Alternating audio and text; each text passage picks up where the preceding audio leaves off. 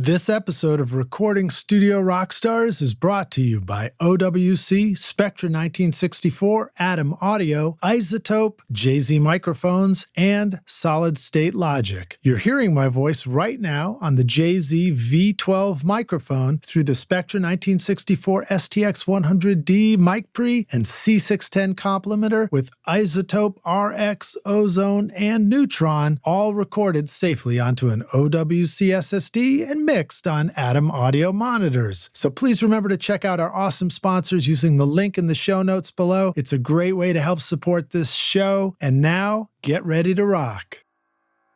You know, if you're a record producer, which means you're probably a pretty sedentary, sitting at a computer kind of guy, your knees can be aggravated if you're in your 30s or 40s. So a stationary bike is really good if you haven't been working out, or if you're overweight, or if you have any kind of knee, hip, ankle stuff. It can be like an easy way to kind of get the exercise in without the heavy pounding.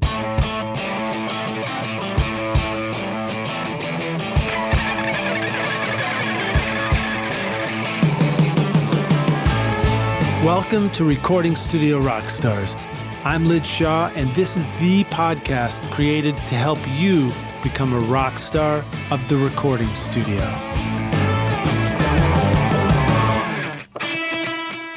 If you've ever wondered how I get a consistent sound quality mixing hundreds of episodes of Recording Studio Rockstars, it's because I've been cheating by using Isotope, RX, Ozone, and Neutron on every single episode. Right now, you're hearing on my voice RX breath control, D-click, D-clip, DS, Deplosive, voice denoise, Ozone multiband compression, Neutron EQ, and limiting, all from Isotope. Check out the subscription option with an extended 30-day free trial at isotope.com/rockstars, or use the code ROCK10 to get 10% off any individual plugin purchase.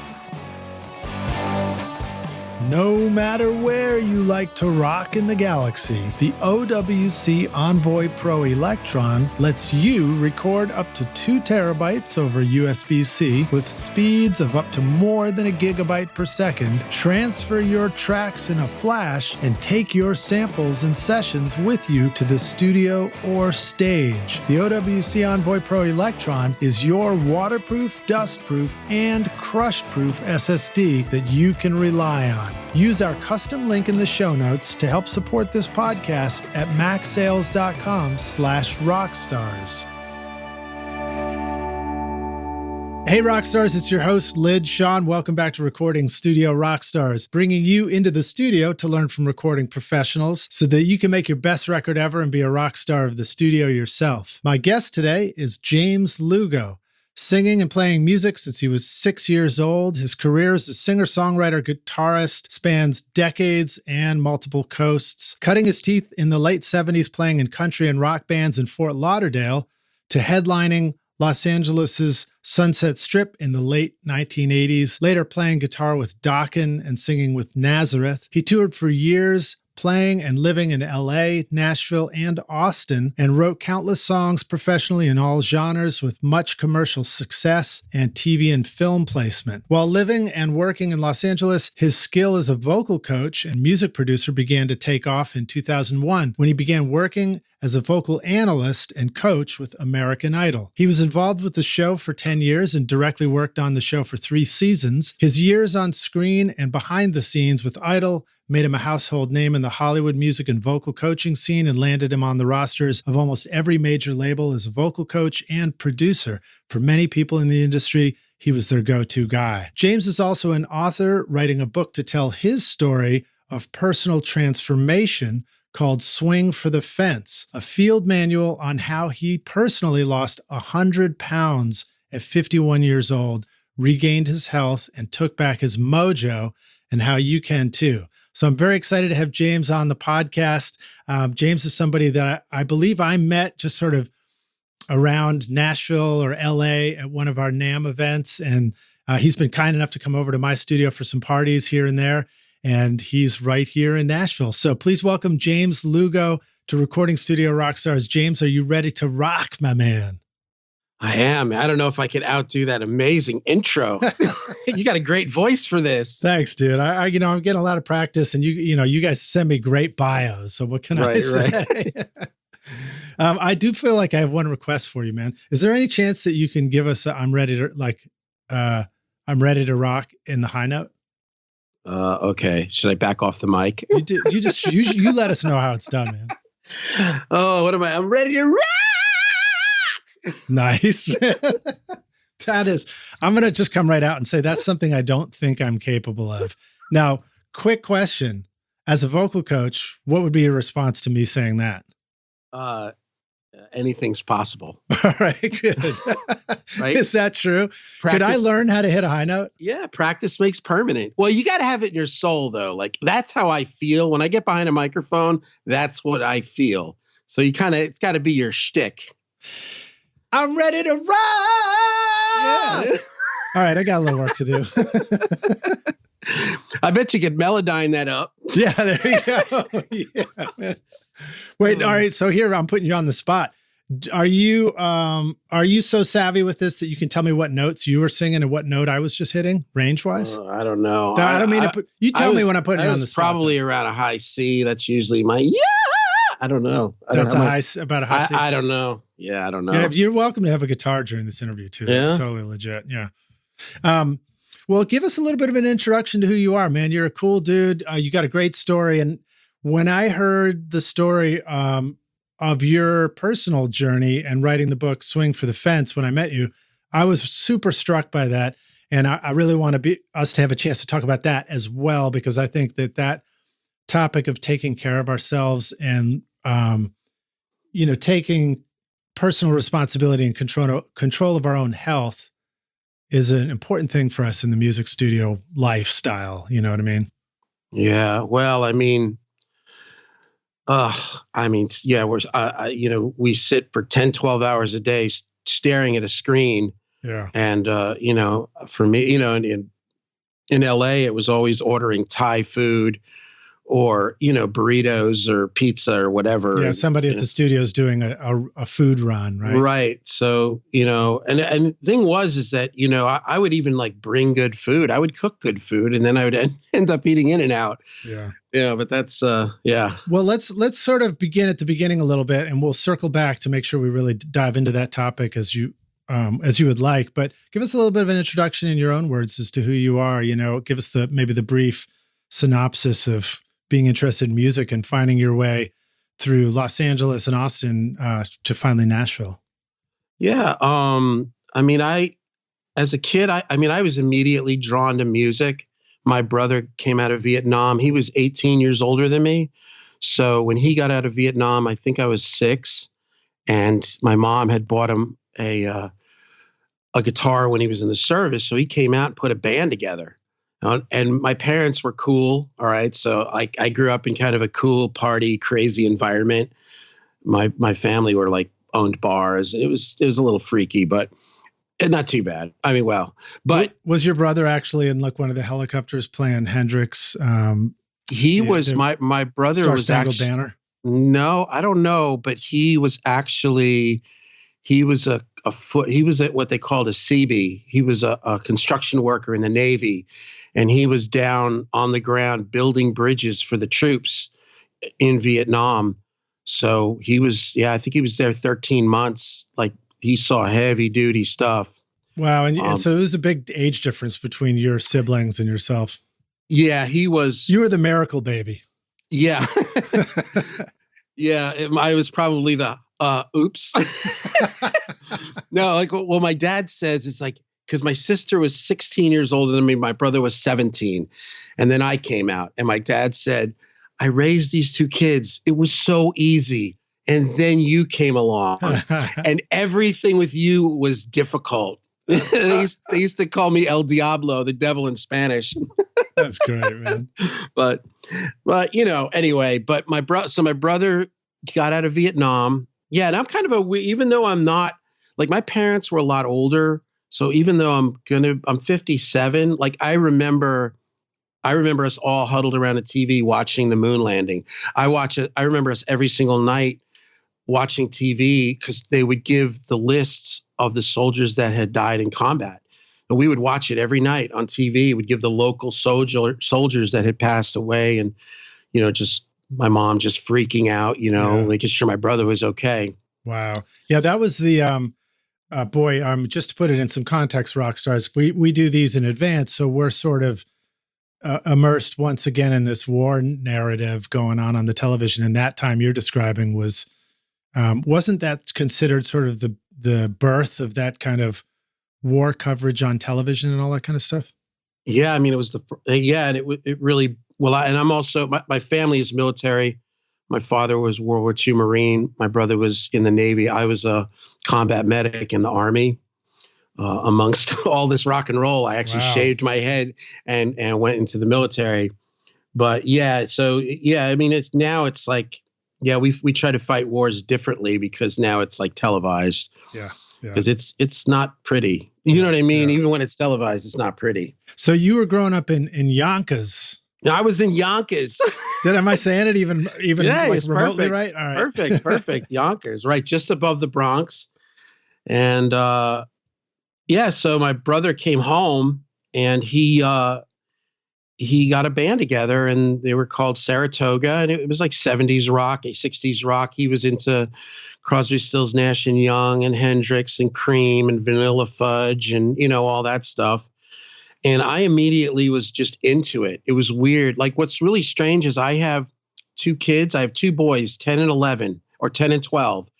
And they're in the studio. They're here all the time with me, and they have really no interest in this. It's so weird because I was the kind of kid, like, if we went out to dinner, like, I was already at the bandstand talking to the guitar player or watching the drummer set up. And I was like, hey, I'll help. I was like the 6 years old, and I was already the consummate roadie. So I don't know. It's just all I ever wanted to do. And then I was also really I had three main loves, which one was guitar and music. The other was baseball. And my dream was to be a second baseman on the Mets.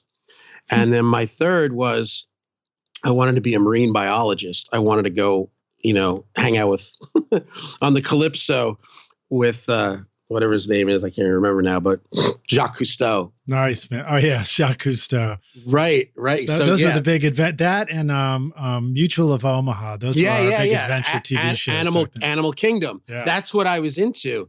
And then when I hit about 12, I was taking guitar lessons when I was about 9 or 10, 11 in New York. And then when we left there and moved to Fort Lauderdale when I was 12. And there was no baseball happening for me there. So we are into the 80s at this point? No, this is 76. So 76, you were in Fort Lauderdale. So just for some context, I had the MCI console from Criteria Studio C at my studio when you came to visit, in fact, and saw my studio. I still had it there. And that's from right there, right around the, I guess that kind of Miami. Is Fort Lauderdale, right? They're so close. Yeah. My Criteria is down in Miami. Fort Lauderdale had New River. That was the Fort Lauderdale big studio at the time. New River and Criteria, but yeah. So, so do you remember being influenced by that kind of disco scene at all at that time, or? I kind of was. I mean, and that was what was weird about me. Like I was a rocker kid. I mean, I had long hair and, I grew up on, Zeppelin and Rush and all this stuff. But I also loved Elton John. I loved Earth, Wind and Fire. I loved Stevie Wonder. I just had all these and I loved disc. And to this day, if I have my druthers for gigging live, playing in a cover band, 70s funk and disco is absolutely my favorite thing to do live. Just because I just love those tunes, man, Nice, man. Yeah, I definitely dig that. I mean, I'm a kid of the 80s, 70s too, but, discovering music in the 80s and classic rock, I talk about it a lot on the show. Frank Zappa was a big influence for me as a kid growing up too. Well, cool. So you went down to Fort Lauderdale, and then how'd you find your way out to Los Angeles, pursuing music professionally? What was that transition? Well, going back to when I was 12, I kind of had to make a decision. And I thought I'm a good baseball player, but I'm not Major League Baseball quality. And there was no groupie scene with Jacques Cousteau and the Calypso. There were like no girls. So I'm like, I don't know about this. And then that was it, man. I just started running with the crowd and got in the bands and did all that. And all I wanted to do, I remember it was probably 1980. I moved there initially in 85, but I think in 83, I was driving down the street in Fort Lauderdale and there was some dude that was so skinny and his hair. And I literally pulled over. I'm like, dude, who are you? Like, what's this about? Right. He looked like Tommy Aldridge. Right. And so, we did what all good rock and rollers. He took me back to the place he was staying. We bought beer and he played me Too Fast for Love, the new Motley Crue record. So whatever year that came out, 83. And I'm looking at that and I'm like, my brain was exploding. And then that was it. I was like, I got to get to LA. And actually one night we were all at a club, a rock club down in Fort Lauderdale and the Treehouse. And I just was like, I got to get out of here, man. I got to get to Hollywood. And in very rock and roll fashion, I got onto the railroad tracks right there at the club and I was going to walk to LA.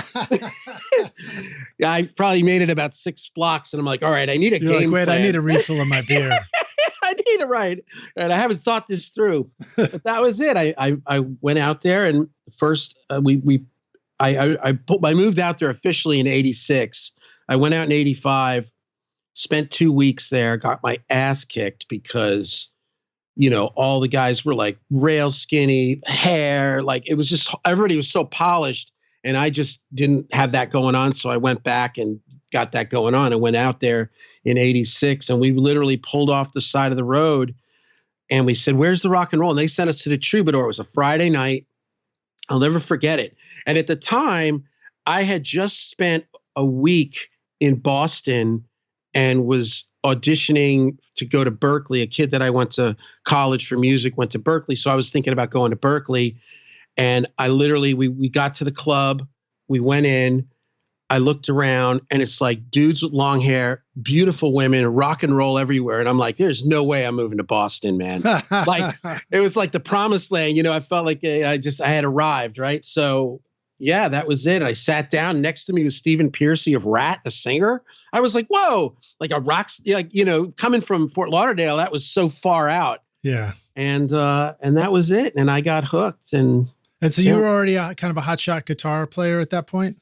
I was into shred mode. I was studying in LA, in Florida, and into like Van Halen and Yngwie Malmsteen and all that George Lynch. In other words, you knew how to play Eruption.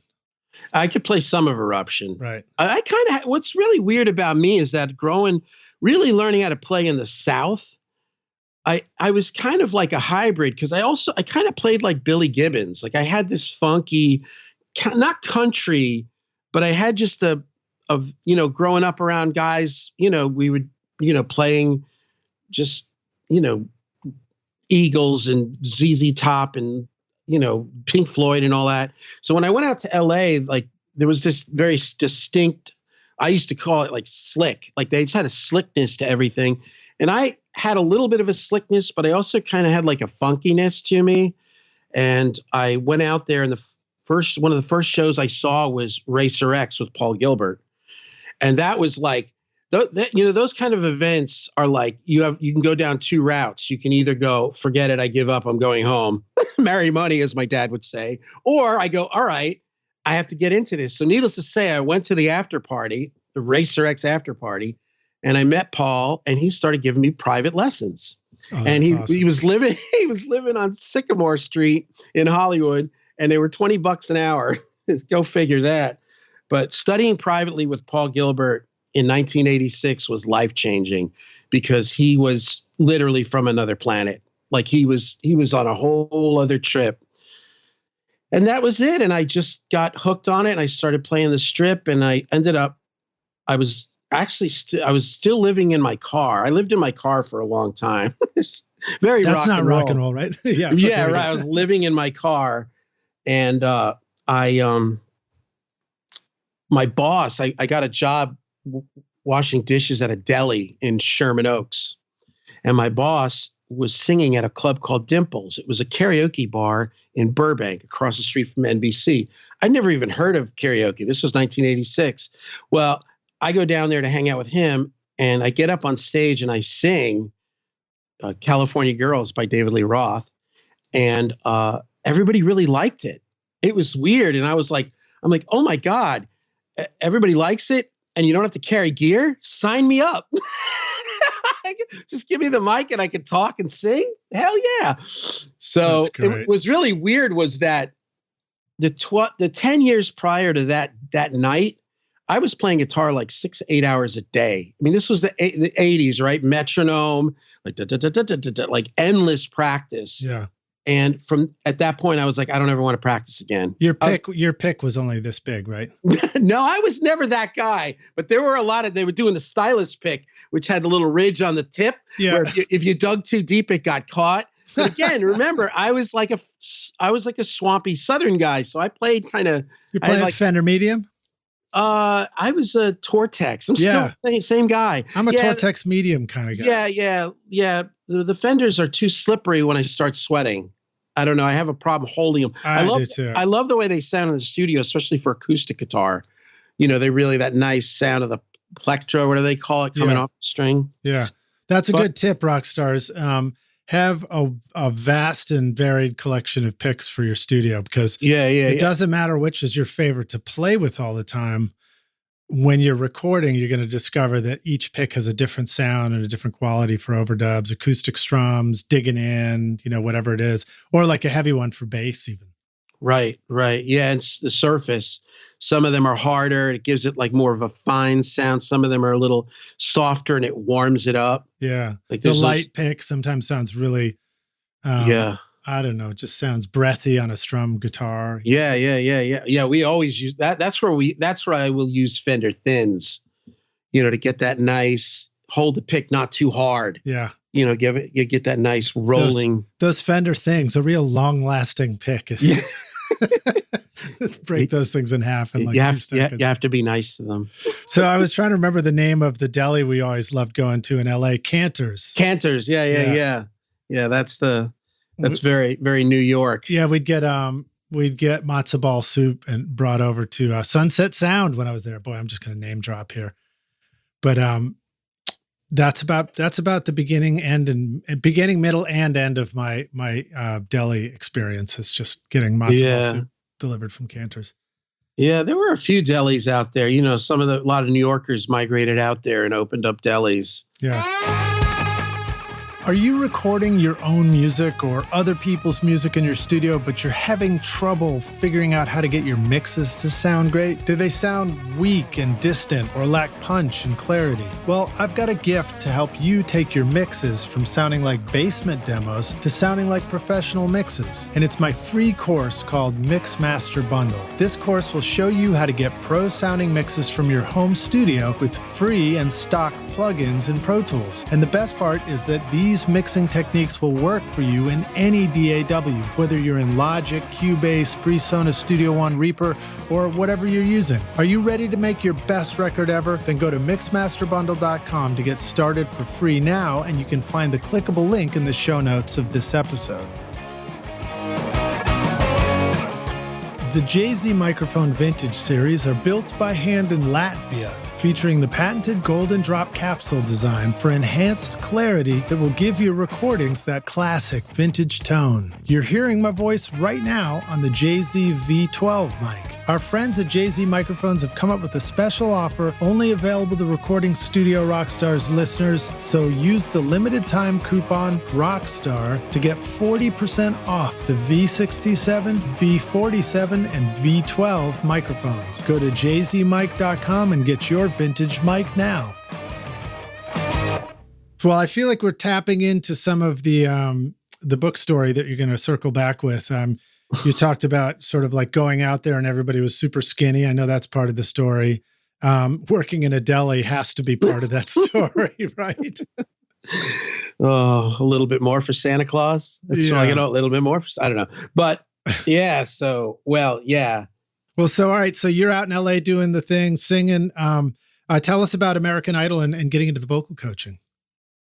Well, so when I sang at Dimples in 1986 and then realized that I wanted to be a singer, and I could sing like Ozzy, David Lee Roth, like chesty stuff, but I couldn't get high. And remember at the time it was Journey, Rod Stewart, Bryan Adams, Led Zeppelin, like Styx. Like this is what I wanted to sound like. I liked high singers. So What is it about high singers working so well with rock and roll? Is it just basic mechanics of the range of the guitar and where the vocal note sits against all those chords in the rhythm section or something? Yeah, Is that too basic a question to ask? No, or no. I mean, it cuts, and also like it's just really exciting and dynamic, right? I mean, think about when Brian Johnson kicks in on Hell's Bells, like that voice is just like, I mean, if he would have come in like, I don't know, Glenn Danzig, it would have not been like his, like, it would not have slayed you so the same way. Yeah, Leonard Cohen. Right. Hell's Bells. Hey, you got a future in that. Thanks, man. Thanks. We can put an AC/DC Leonard Cohen cover band together. I'm going to be signing up for one of your vocal coaching lessons when we're done with this interview. I'm pretty sure of it. Well, so just that idea of, well, keep going. I got so many questions, but I want to make sure we kind of get through your backstory here a little bit. So you got a chance to sing with Dokken and Nazareth. Was that right? Or play guitar? I played guitar with Dokken. I sang with Nazareth. Both very short stints, just, Yeah, but nice for the resume, for sure. Yeah. Well, all right. So do we want to go back and go up into the vocal coaching, singing thing? All right. There, yeah. So in 1986, I sing on stage. Everybody thinks I'm cool. I'm like, okay, I want to do this. And there was a guy there that was singing, who's like a famous voiceover guy now, Jesse. And he was singing like Separate Ways, or he was doing one of those Journey songs. And I'm like, that's what I want to do. And that was how it started. And I found a voice coach, a guy named Buddy Mix in LA. And I started taking lessons. I was living in my car. There was a lot of living in my car. I'll tell you, I took one for the team for rock and roll, Lidge, but I was living in my car and I was taking voice lessons, which is an amazing story in itself. Right. And it got so crazy. I was taking lessons. I wanted to take lessons every day. Like I'm one of those people, like, more better, right? More better. Right. So he finally just like, I was doing stuff like I was washing his car and mowing his yard for voice lessons, and I was progressing and it was coming along slowly. And I was also blowing my voice out a lot. I was singing with some bands, like doing like Welcome to the Jungle and like all this high AC/DC that I really couldn't do. And so my progress was kind of up and down. And I started studying with some other people. And then I'll never forget it. I was driving down the street and on the radio came Lights by Journey. And I started to sing it and I could sing it and I couldn't believe it. It was like, oh my God. And it was weird. Once I sang it one time, I could sing like that for the rest of my life. Like once I finally like got to that, like, oh, this is how it, and then that became the thing. And yeah. And then, I got into all kinds of things with, a lot of different things, had movie deals, had all this stuff, got into vocal coaching. So I don't know where you want to go. That's cool. This. Well, so you were actually teamed up with American Idol as that came to be, an icon on television here. And what was your involvement with all that? That was I don't know how I worked for a lady, Premier West Entertainment at Universal, and I was like a music director and booking agent for this kind of music company, but she was teaching voice. And then I started teaching voice. And through that, I don't know how it happened, but all of a sudden I became a part of it. And I was on camera for 3 seasons. It was cool, man. I mean, it was, it was wild to like all of a sudden, like, like charge that much for voice lessons. It was like, oh my God, it was so weird. But yeah, I became a part of the show and I I was like also doing, I worked for TV Guide Channel, and TV Guide Channel was in cahoots with, it was the promo, it was the push for everything. So I would be on the TV Guide Channel analyzing the singers for the night before. Then I would be, there were 3 or 4 shows, Idol Prep, Idol Tonight, Idol Rap, where I'd be either be talking ahead or behind, or, about the show or how it went, or wow, I think it's going to go. And it was really great. I mean, it was an amazing time. I got to do 2 on-air red carpets. I mean, it was crazy. I had like my own little stand, like a little station where I was interviewing the different people, and all of a sudden, what's his name? Crosby, Stills, Nash, Graham Nash jumped up on my thing, and I was like, oh my God. And I had to tell him that my brother's favorite record was Deja Vu, the Crosby, Stills, Nash and Young record. That was absolutely like the record of my childhood, and still to this day, it's probably my favorite, one of my top favorite records. Was Deja Vu, was that the one that was done down at Criteria? I know CSN was done there. I don't know. Might have been before that. I don't know, but that was the one. Yeah, that was the one that had Helpless, and I mean that was just the one my brother loved. So then I loved it, but yeah, that was it. So yeah, and kind of got rocketed, right? I mean, I went from like, again, I was just, when I met this woman, I was kind of floundering. I had just gotten out of the Army, and I'd moved back to LA, and I can't even, it's hard to say this, but I was again living in my car. There's a lot of car living, not really a lot of car living, but there was some car living. Well, I'm pretty sure rock and roll and the car go together. And now it's like, I have a house in Nashville, and I'm married, and I got kids and a dog and all this stuff and guitar. Like, this is far out, man. Like, this is far out, right? Yeah. I like you wearing your Nashville hat and your Gatlinburg, Tennessee sweatshirt. That's great, I guess I'm representing. Yeah. Well, tell us about your studio. You're sitting in your studio now. What's some of the stuff that you're surrounded by?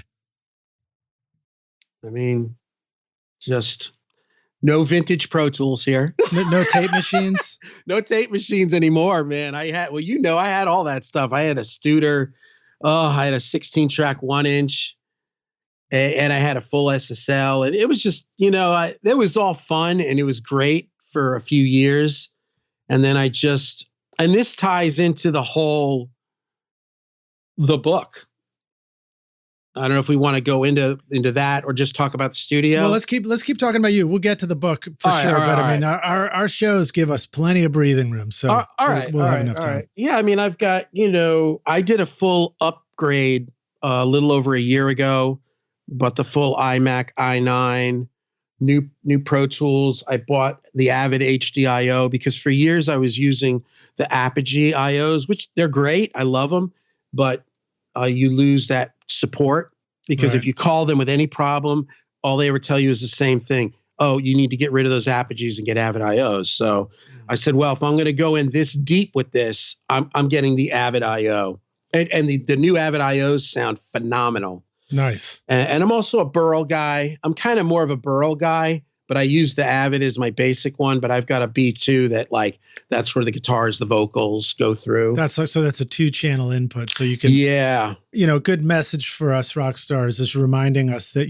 while a studio sometimes has to be many things, to accommodate many inputs, a band, recording, whatever, we can also just choose to have like 2 really good ins and 2 really good outs. And that'll take care of tons of overdubs and mixing and everything. I mean, I did drums for years, and then I got here. My room is small. My room is small, but it's my favorite studio I've ever had. It's tight, but it sounds good. But I have a drummer that has a drum set at his house, and he tracks all the drums himself.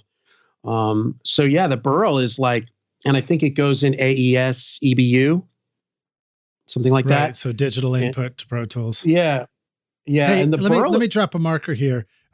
Let's turn off our video because we've had a couple of Skype glitches, and so we might have a more solid audio feed. Okay, how do I?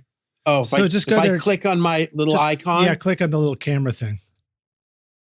Ooh, yeah. All right. Are we still good? Am I good? Yeah. Cool. Yeah. Awesome, dude. Thank you. All right. All right. So picking up, you were just saying my Burl. Yeah. So I've got the Burl B2, which is it's really, I've had it a number of years, probably, I don't know. I think I may have had it since LA. Um, yeah. And I mean, it gives more of a grunty, more muscle. I think it's got transformers. I don't know. I'm not that hip to it, but it really does sound nice. But a lot of times, the new Avid HDIO is incredible. I couldn't believe when I plugged it in.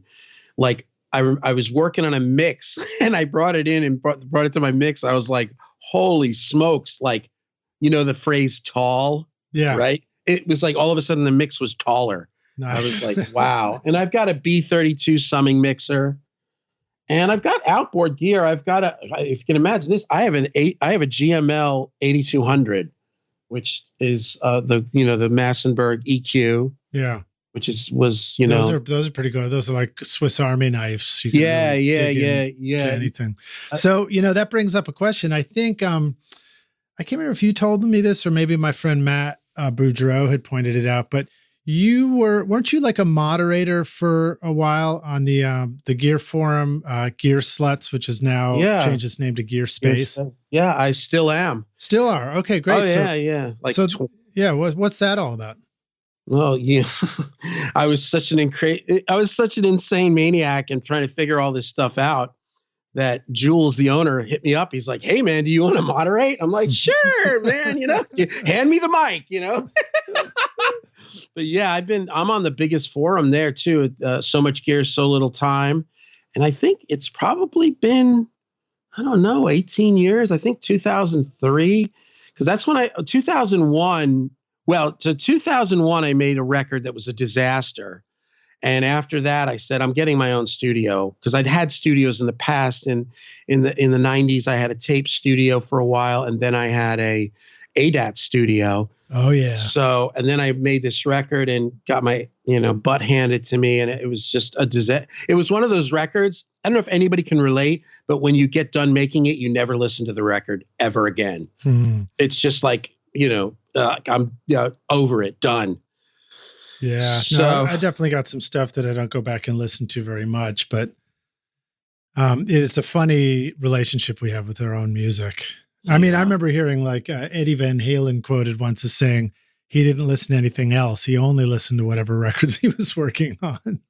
I don't know if that's accurate or not, but it just reminds me how, that whole question of like, do we listen to what do we listen to? Do we listen to the records where other people's records? Do we listen to our own? Do we listen all the time, nonstop? Do we not go back and listen? Yeah. I mean, not listening to this record definitely had to do with just the experience of making it. And, we actually tracked drums on the weekend of September 9th, 2001. Oh, wow. So we pulled out of there Sunday night, and then Tuesday morning was 9/11. And our drummer we were trying to get him an O visa. He was from Guatemala. And then his wife got scared and, she's like, please come home. So he went back to Guatemala and we had problems with the studio. So all of a sudden, like, I don't know when it was, probably early 2002 or 2002. I'm like literally walking around to studios with a bunch of reels, like, with basically drums and bass and scratch guitar and scratch vocal. And it was good. But by the time it was over, and the last few weeks of recording, we ended up at another studio. I basically just stood behind the engineer and watched him do it. And after a few days, I'm like, I can do this. I could do it, and then that was it. And I bought a G4 and a Digio 1. Yeah. And then I think I had a farm card or a core card. I mean, I didn't even understand the whole concept of it. So I remember like looking on Craigslist or Recycler or whatever. This was 2002 maybe. And I was like, I want to buy a rig that's complete, because I want to go there and I want them to turn it on and I want to just label where to plug everything in. So I did it. And that was the beginning of it. But that's what landed me into Gear Sluts, because then it was like, on the search for mic pre's and compressors and, what this cable, that microphone, this EQ. And I was on there and I was so inquisitive that the owner, Jules, just thought I was cool. He's like, yeah, you should, moderate. And then, yeah, that was it. Yeah. Adam Audio introduces the all-new A7V monitor with rotatable HPS waveguide for the accelerated ribbon tweeter and advanced onboard DSP-based room correction using the included A-Control software or optional SonarWorks software with a measurement mic, allowing you to tune your speakers for your room, your mix position, and your ears anytime you want. Get the extended 5-year warranty for monitors that will improve as your studio improves at adamaudio.com. It's amazing that we can create professional mixes using a computer in our home studios, but trying to mix with a mouse, it's like trying to play the guitar with the tip of a pencil. It sucks. And why shouldn't you be able to mix as naturally as you play the guitar? That's why I upgraded my studio to include the SSL UF8 fader pack and UC1 channel strip controllers. They let me mix as fast as I can feel the music. Go put the fun back into your mixes at solidstatelogic.com. Well, so you've been there for a while. What are, I'm not even sure, it might be too big a question, but what are some takeaways for you? Well, first of all, do you want to encourage the rock stars to go check something out there? And second of all, in your experience, you've seen a transition of what the home studio in particular, Gear Sluts crosses, or Gear Space now, crosses across different environments like the home studio, but also it's speaking to pro studios and stuff. But I mean, I think it's a lot of, because it's so accessible, everybody's tuning in, and there's more people who are, DIY stuff and doing home studios, I think, out there. So what are some things that you've seen just sort of transition? Do you feel like the nature of recording has stayed the same and the gear underneath has changed over time? Or do you feel like even the nature of recording has changed over time? Well, I mean, I started with Gear Sluts as, a guy literally with like a Digio One and just starting out, and probably had, a Rode mic. And I remember I bought a Focusrite preamp that my friend had, and I was like, I'll buy the same one. And because I didn't know anything. And I mean, I ended up transitioning out of that into full-on Pro Tools, then into an SSL and a Studer tape machine. Like, I went crazy. And yeah, I mean, I think that, nowadays, obviously, like, you make a band record now, like half the people in the band have studios. So everybody's like, hey, maybe you should, hit a little 1K and 2 point, everybody's got a friggin', like the bass players over there talking about slew rates or whatever, It's like, well, it used to be like voodoo. It's not like voodoo anymore. It really isn't. I mean, no, it's like you do too. Yeah, it's like, oh my God. And and I remember, and this was during the Idol days. This was probably 03 or 04. Yeah, because I was doing another show. This guy was on the show. His name was Chris, and he was in the second season or first season or whatever. And great singer, like a Terrence Trent D'Arby, cool, vibey guy. And and now keep in mind, I'm in full on Gear Slut mode. Like, I'm like, more is better. It's like, I got to use new old stock tubes and I need to get the Variac and, one of those guys, right? Yeah. This guy comes in, he plays me this demo that he made, and it was so good. And I was like, wow. I'm like, where did you make this? He said, I made it at home with my M-Box and Reason. And I was like, oh, that kind of puts things in perspective. He made it with an M-Box and Reason, and I thought it was amazing. And I was like, okay, maybe I need to like rethink some of this.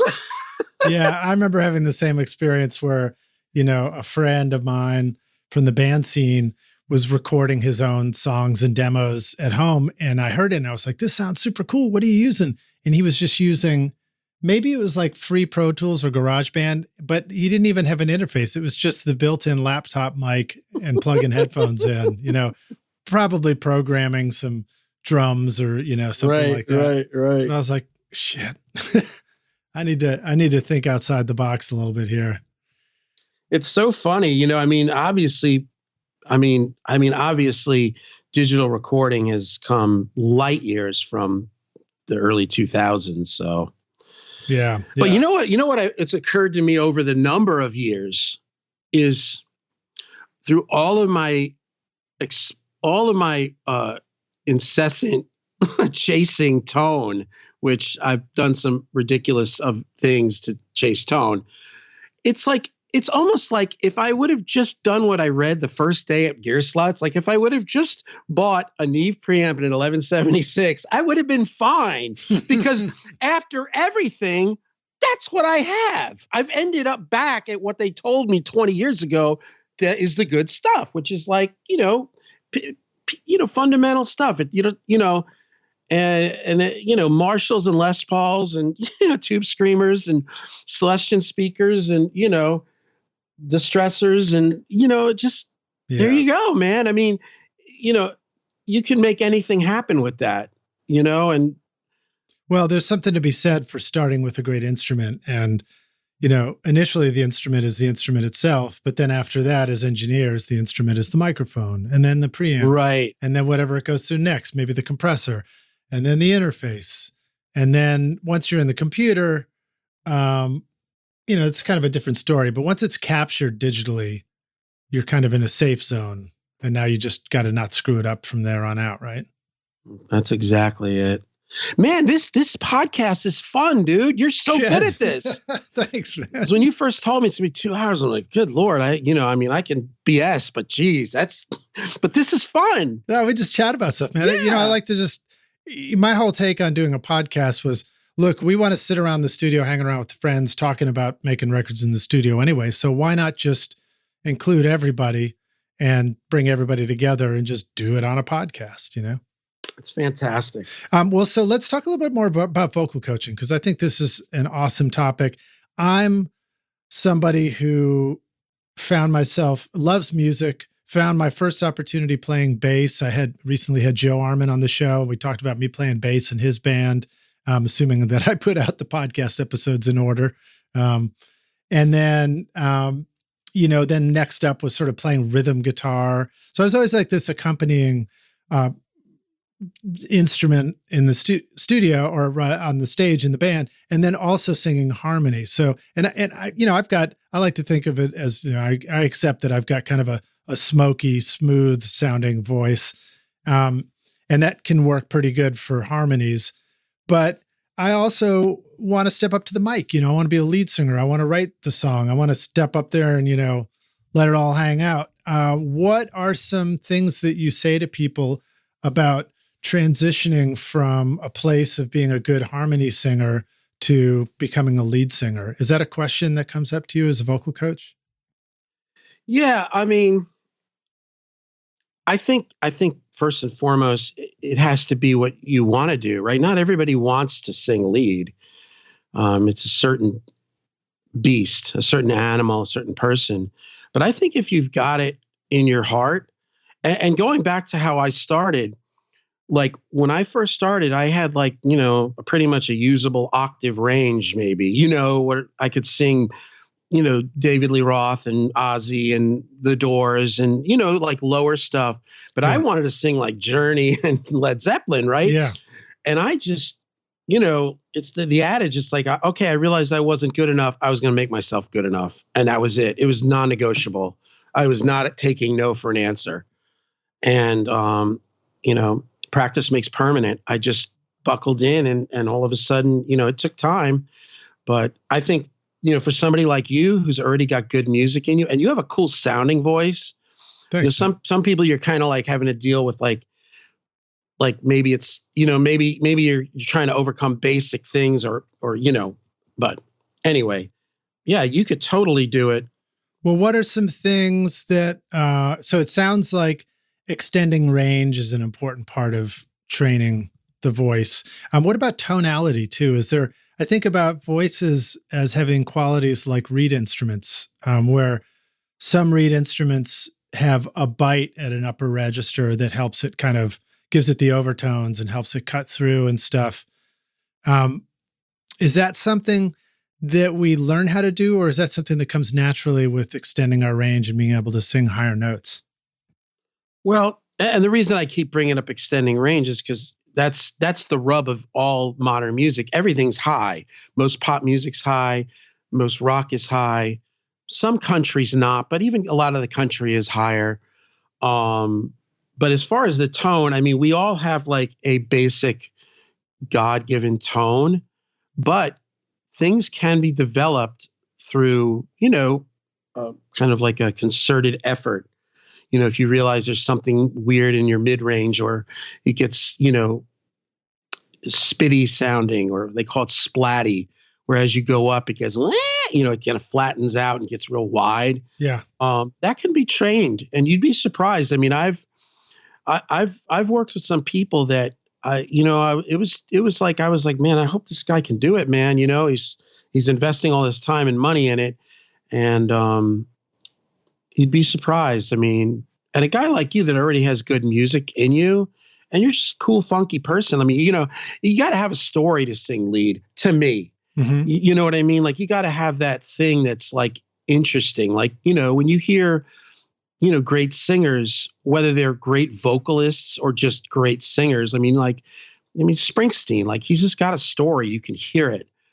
Or like Leonard Cohen, you know what I mean? Or, then you got Jeff Buckley, who's got this amazing voice, but he's also got a deep, he comes from a deep, or came from a deep place. Yeah.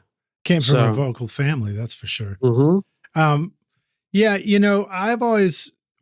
I've learned to describe music that I like in maybe an unexpected way. People ask me like, what kind of music do you like to record? And my answer now is, well, I like to record stuff that has, probably has like real drums, bass, and a couple of guitars in it. The guitars probably have some distortion or some effects to be interesting. And the singer on top needs to have a lot of character and really be telling a story. And that's more important to me than whether they're perfectly singing the note in tune. And that's my answer for the kind of music I like, And I do have a sharp ear for pitch though. And when something's out of tune to my ear, it drives me bananas, which in this case, I guess bananas would be a bad thing. Right. But, the other part of the question about learning how to sing lead is I also work with lead singers who don't really know how to sing harmony. And it's funny to me that there are these two different places that you can come from. Do you sometimes have singers who are coming to you just trying to learn how to sing harmony more? Yeah, I mean, a lot of people don't hear it, and then there's a lot of people that grew up in choir and they literally don't hear the lead. Like I do we're like in the lesson, we're doing scales and they're like singing the third. And I'm like, did you sing in choir growing up? And they're like, yeah. I'm like, well, I can tell, because you're just hearing that third. So, yeah, I mean, and the thing with anybody that's having struggles with pitch, first step is just to get appropriate, like we call it rock and roll pitch. Everybody doesn't have to be Kelly Clarkson or something and have this just deadly pitch. You just gotta, we gotta always be moving in the right direction. That's what I think. Yeah. Well, so what about melody? I mean, what are some thoughts that you have about just melody and learning how to understand melody and write a good melody? Because that's another thing. There's like, sometimes a great lead vocal only has a couple of notes in it, a few notes. Right, and then right. Sometimes great lead vocals have a beautiful melody. And what are your thoughts about that? Do you find ways to teach people that?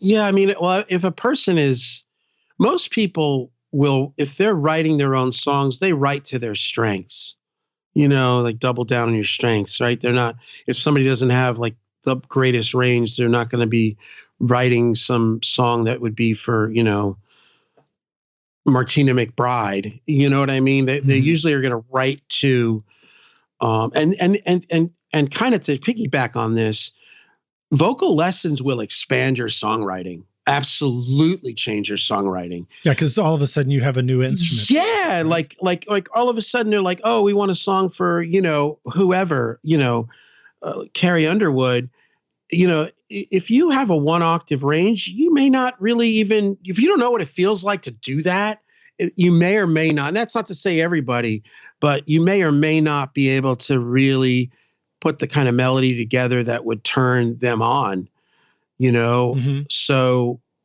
yeah, I think that, I don't know. I mean, as far as the melody, I mean, if you're a singer, you want to obviously stay in a zone. You want to sing to what's going to make you sound attractive, right? You want to be singing the stuff that's good for your voice. Right. Right. Like, again, like, Sinatra only had an octave, where Johnny Mathis had much more range, but it didn't hurt Sinatra's career, man. I mean, he's Sinatra.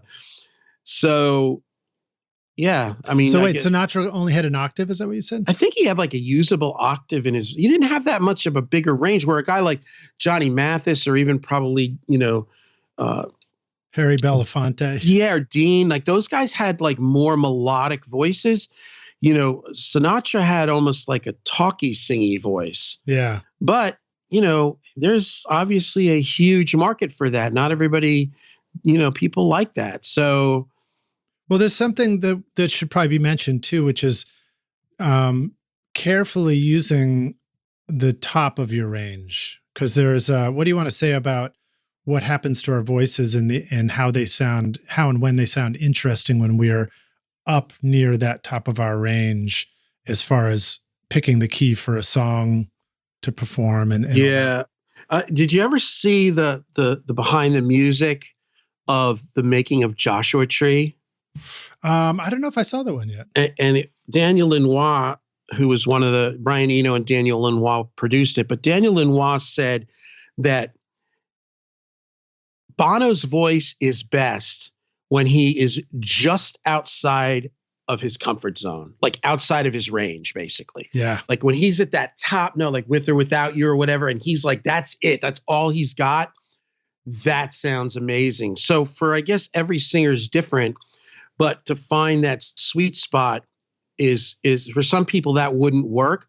For me, because of the way I sing, that's kind of how I sing. Like my voice just sounds like it's like a Harley. It just sounds incredible when you drop the hammer. It just sounds like that's what it's designed to do. But that's me. But that's also my personality.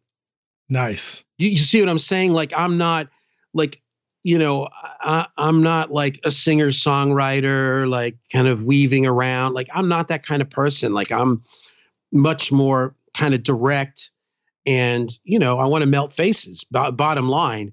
And that's how I got a part of American Idol, because I have a knack for getting people to melt faces. And that's what American Idol wanted. End of story. I mean, when Kelly Clarkson broke, it changed everything. Now pop singers had to be like athletes, because it just wasn't like, you had to be killing it if you were going to even come close to what she was doing. That's a trip, man. You had to be absolutely killing it, and, it's just like back in the day with the classical composers, the opera composers. Each generation was pushing the tenors higher and higher and higher. That was a part of what brought about vocal coaching, because these tenors were blowing their voices out after one season of opera or 2 seasons of opera, and they had to keep bringing in and developing new singers, because each composer, wanted to outdo Bach, or he wanted to outdo Mozart, then he wanted to outdo this guy, then he wanted to do Beethoven, and each one got more and more intense. And then they came to the realization, like, man, we got to figure out like how to get these guys to do that, because we can't just keep cycling everybody out, because they're ending up with basically nodes, Yeah, that's wild, man. It's like the original loudness wars. Right. The OWC Envoy Pro Electron is your super fast and rugged pocket-sized portable USB-C SSD that keeps your music safe in the studio or on the stage. With storage of up to 2 terabytes and speeds of up to more than 1 gigabyte per second, the OWC Envoy Pro Electron gives you high-speed audio data for recording and playback. Take your sessions and sample libraries with you anywhere you go. Built for reliability, the OWC Envoy Pro Electron is waterproof, dustproof, and crush-proof, so there's no need to worry about your music anymore. Find the new Envoy Pro Electron and all your storage needs at macsales.com/rockstars, and use the custom link below in our show notes because it's a great way for you to help support this podcast. So thanks, Rockstars.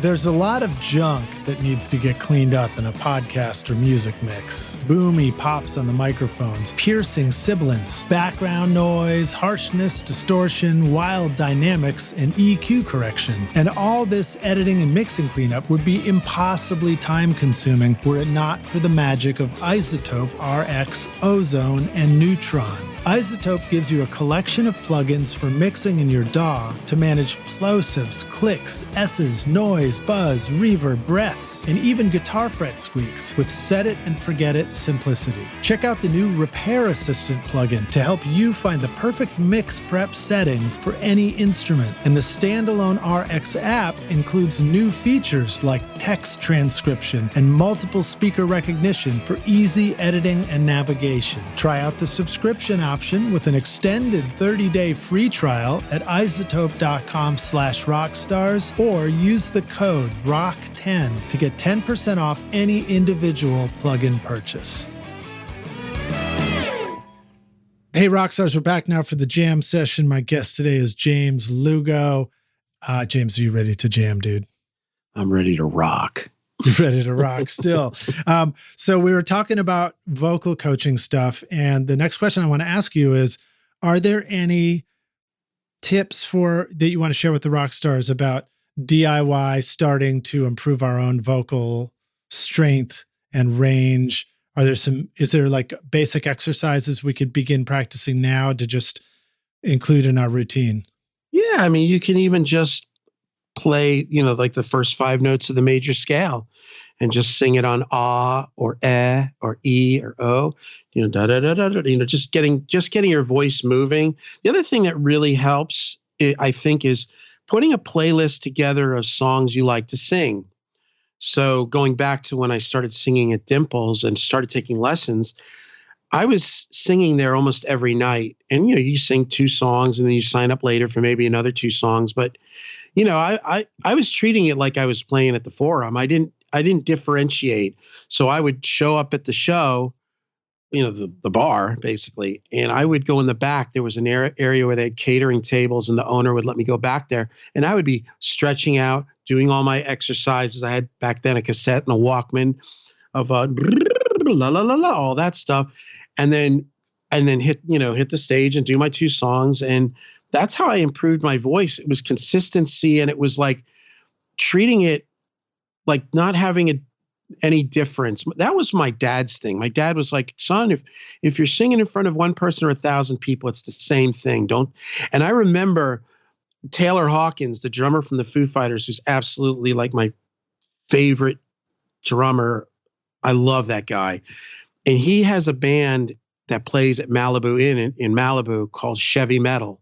And it's like a 70s, 80s, like hard rock cover band. Nice. And so I went there to see them. I got to meet them and hang out. And, I was trying not to be a ridiculous fanboy. It's sometimes hard. You're living in LA, you meet all these famous people. And most of the time I'm cool. But every now and then, remember when I met Dio, I was like, oh my God. I'm like, keep it together, Lugo. Keep it together, man. But I met him and I went. And so I was literally standing next to him while he played and sang. And he was just bringing it. It was like a little club with like 40 people, and Taylor Hawkins and the whole band was just annihilating, Give Me 3 Steps, when the levee breaks, whatever it was. And his whole vibe was so huge. And then a couple of years later, I saw them doing the Wembley show, which was like 200, I don't know, ridiculous 100,000 people. And his performance was the same that it was at this bar. It wasn't like he didn't have 2 gears. He had 1 gear. And I really, when I saw that the Wembley thing, I really thought of my dad. I'm like, wow, my dad's right. So if you want to improve your voice, when you sing, be serious and put your passion into it. Put your attitude, put everything underneath it, and make these playlists. You know, like for me, I had a playlist back in those days when I was first, coming around in the 80s.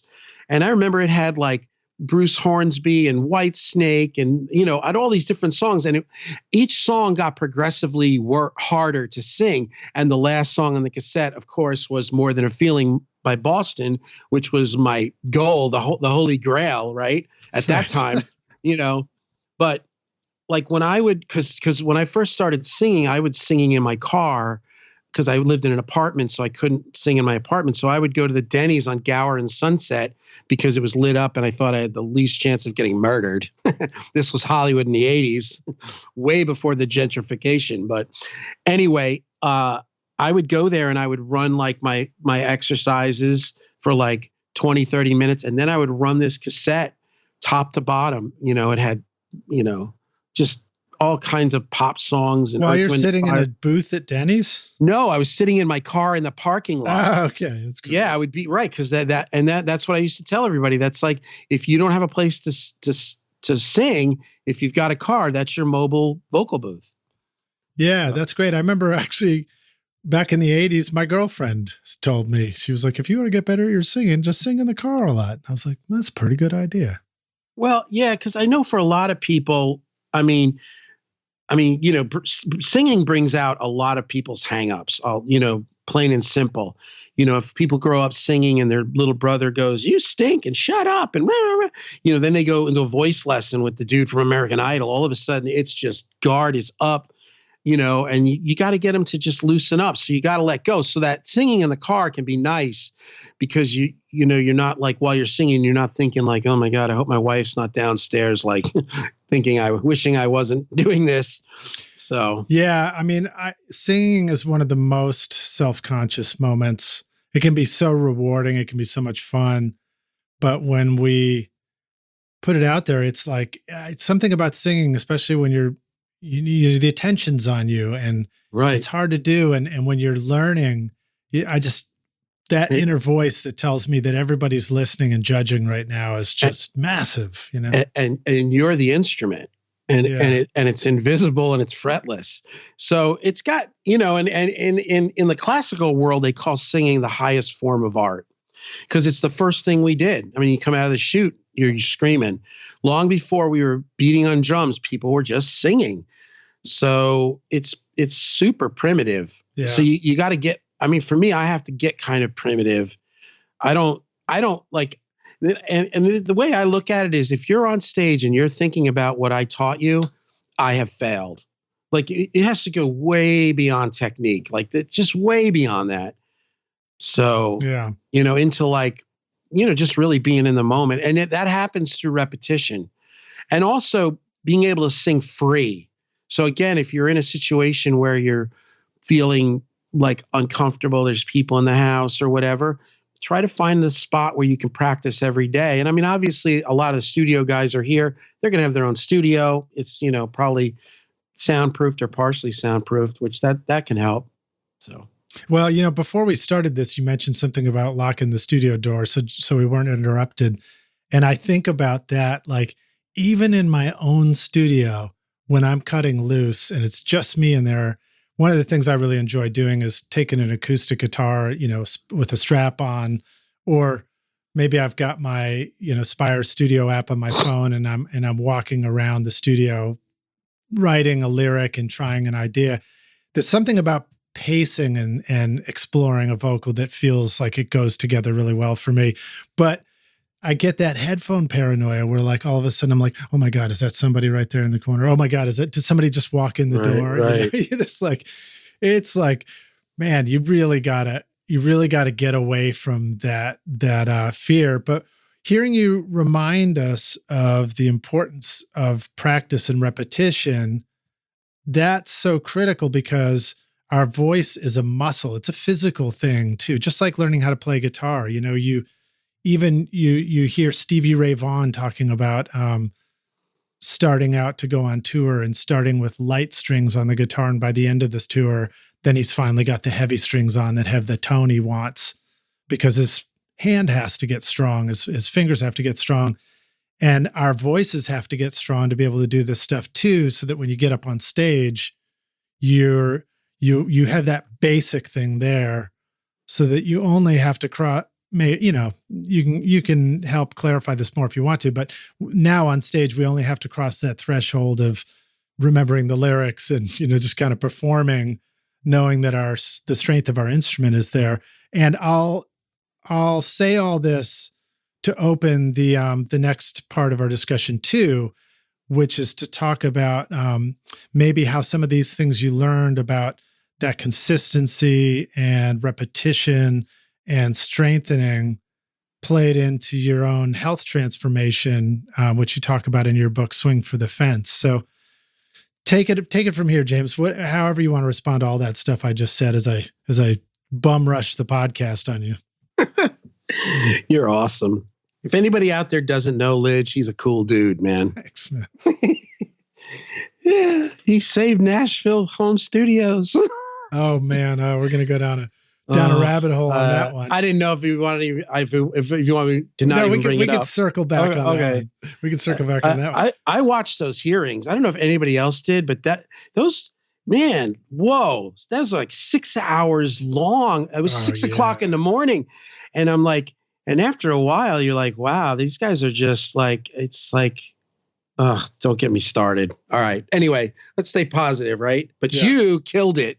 Because thanks, man. You did what you had to do, and you really helped a lot of people. So Rockstars, just to sum up, if you're not familiar with it, I've been at the center for years now of fighting a battle in Music City to legalize working from home, which directly affects our ability to have home studios and make a living, support ourselves doing music. And we've been kicking some ass, I'll just say that.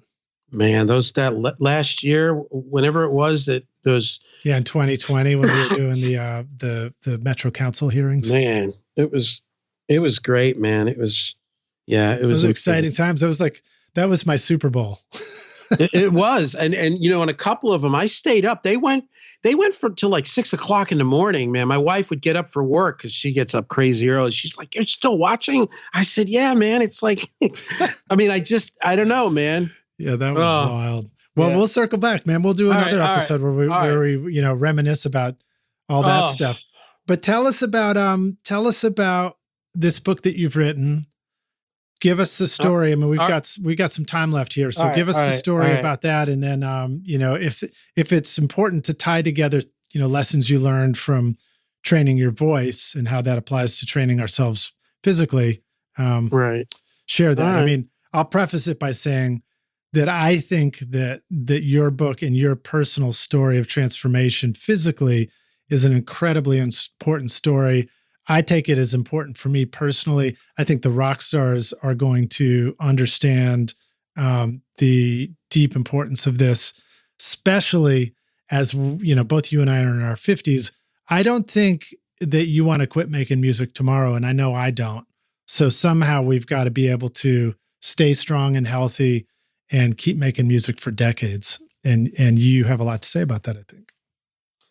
Well, yeah. And I mean, so, I see people that do what we do and they're so healthy and it amazes me because it didn't work that way for me. I just started packing on weight and I was eating poorly. I was indoors, stressed out, deadlines, whatever the stuff. And then on top of it, I'm married, I got kids.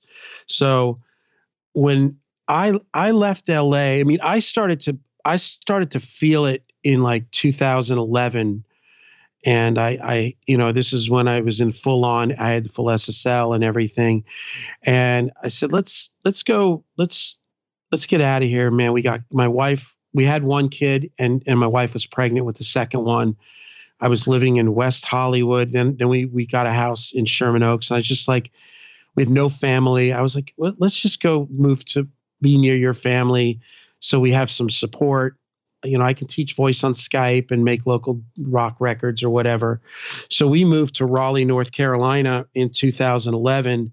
And I really just, in a way, I had thrown in the towel.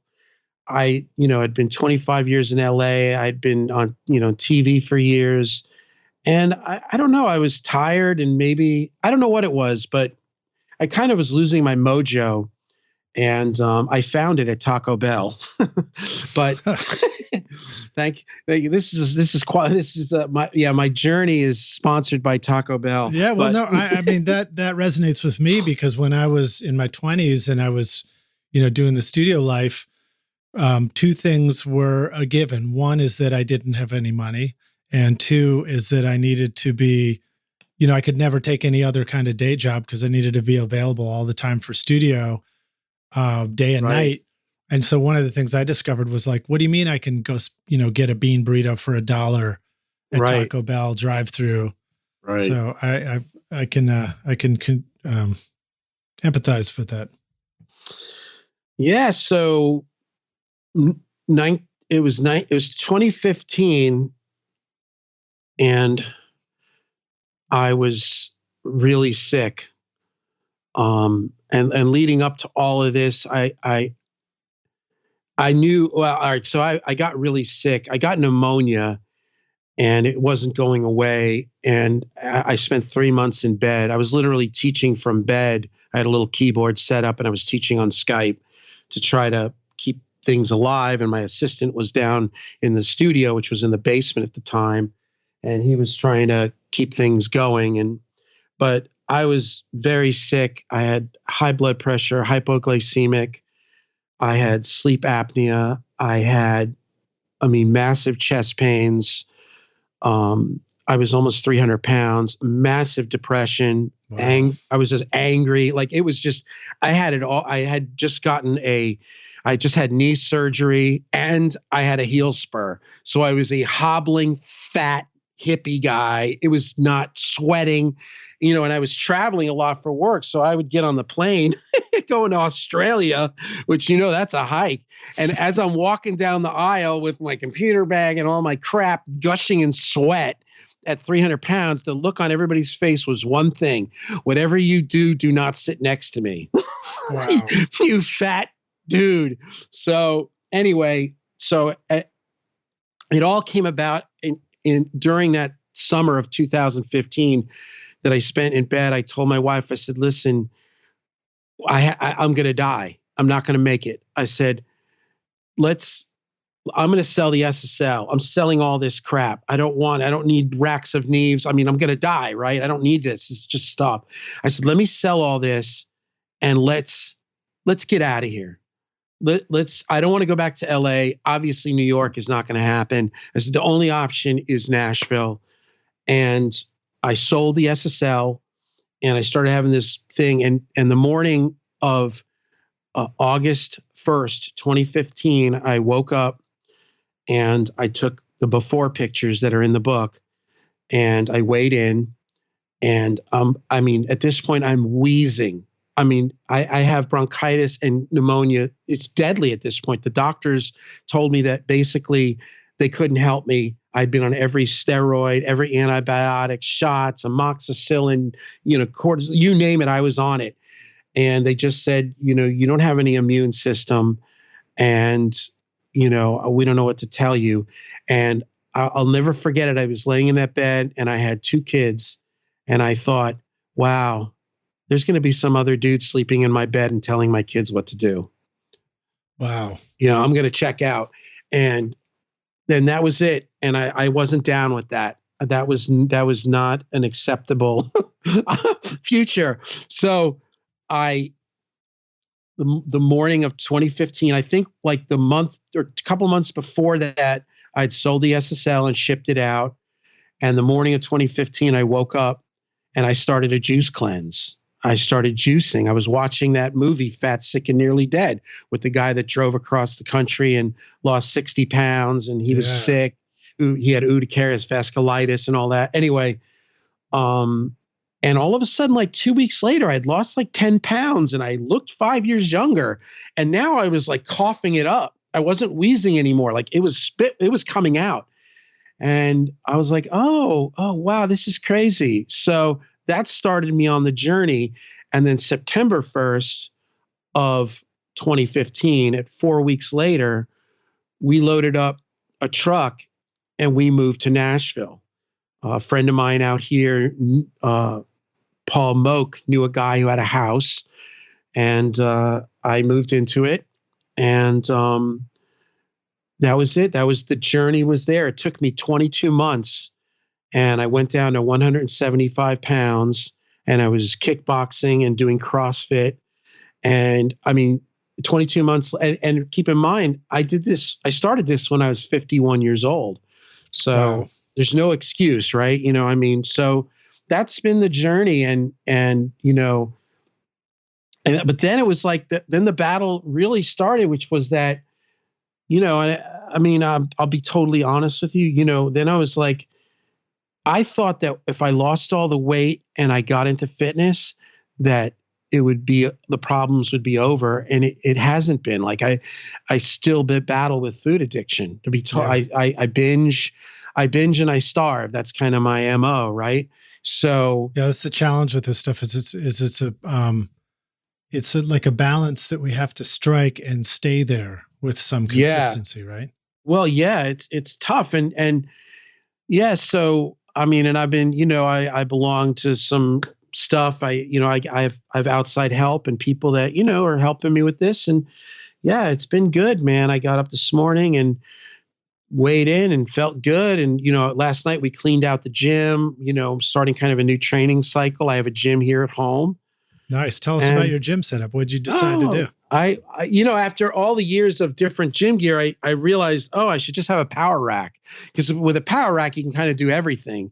Is that the thing that you can just walk around? It's like a tower and you can walk around and you can do pull down. No. That's the other option. A power rack is just a square rack that you can squat. You can do bench. You can do, you know, it's like, just like, but you can also do pull-ups. You can also hang TRX straps from it. You can do anything with it. Yeah. And I actually have it drilled into the ground, so it's not moving. And I have like an Echo bike, which is like an air bike. And I have kettlebells and a full rack of dumbbells. I think I've got every 5 pounds from 5 to 60. It's funny. It sounds like we're talking about studio gear again, right? Oh yeah. Anything I do, I have to overdo it. It's like, okay, I'm going to get healthy. You know, I'm going to open up, you know, a Whole Foods store now. But now just so before, I mean, I want to get into all this. So, but before we go there, this sort of transformation that you were able to do for yourself, do you think that's something that the rock stars can do too? Or are you just an outlier and the rest of us are screwed? No, everybody can do this. You know, and it's not rocket science. You know, it's not easy though. I mean, it's losing weight. Losing weight is easy the first few weeks, and then your body gets used to it and goes, all right, well, you know, we're going to make adjustments here to keep that weight. Right. But no, anybody so when you can started do it.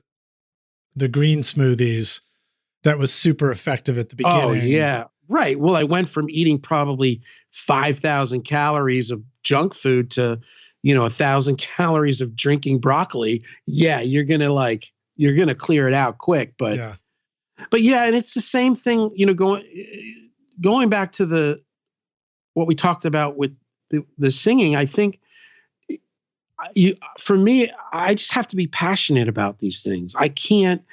Like, I don't work good, lukewarm. I'm going to try. I'm not that kind of person.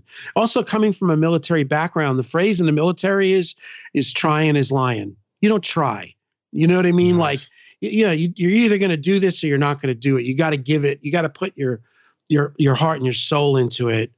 But yeah, everybody can do it, man. And, you know, and the funny thing about weight loss is, and I'll just give you my little tip, because I probably know as much about this topic as anybody in the world. I mean, I'm not kidding you. Mm-hmm. I am like a student of this. And, you know, I mean, I got certified nutrition, personal training, all that. But Anybody that says this is the only way to lose weight, run.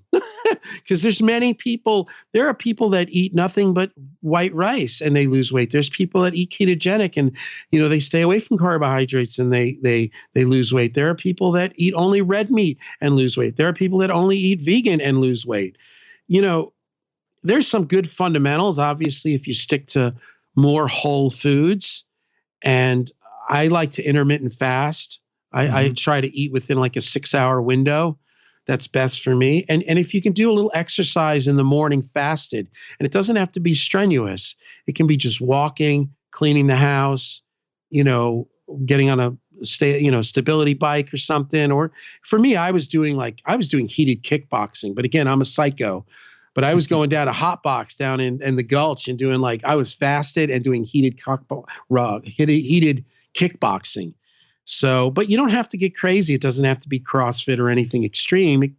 It can be kind of whatever works for you. I mean, if extreme works for you, then make it extreme. But if you're like, hey, I just want to get a treadmill and walk on it and do push-ups or yoga, whatever makes you happy.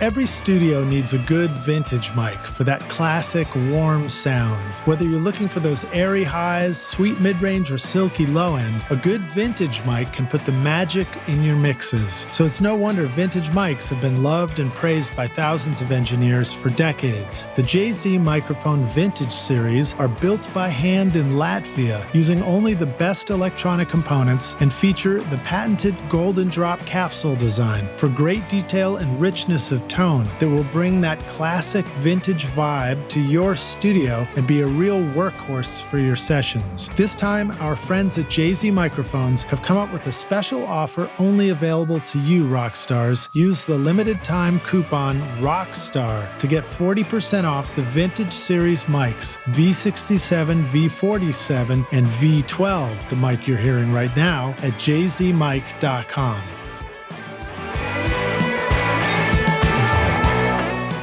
Do you want to record killer drums in your home studio? Rockstars of Drums will show you how to record, edit, and mix pro-sounding drums with examples from a Nashville session drummer in a Grammy-winning studio. Do you want to know how to master your own music at home? Rockstars of Mastering will show you how with plugins in your DAW so that your music will sound awesome when you finish your mixes. And if you're looking for a step-by-step solution for a pro-sounding mix that won't take years to learn, the Ultimate Mixing Masterclass with Craig Alvin will show you a proven method for creating Grammy-winning quality mixes that you can apply in your home studio right now. Or if you just need to learn the fundamentals of creating a great sounding mix, then register for my free course Mix Master Bundle to get great mixes using simple free plugins. And get started now making your best record ever at recordingstudiorockstars.com/academy. Use the code ROCKSTAR at checkout to get 10% off any course for a limited time.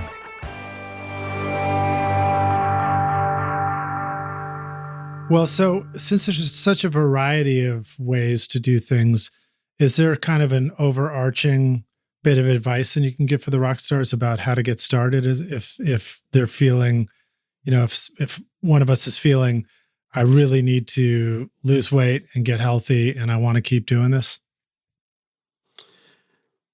I mean, you got to make it a priority. That's been my experience.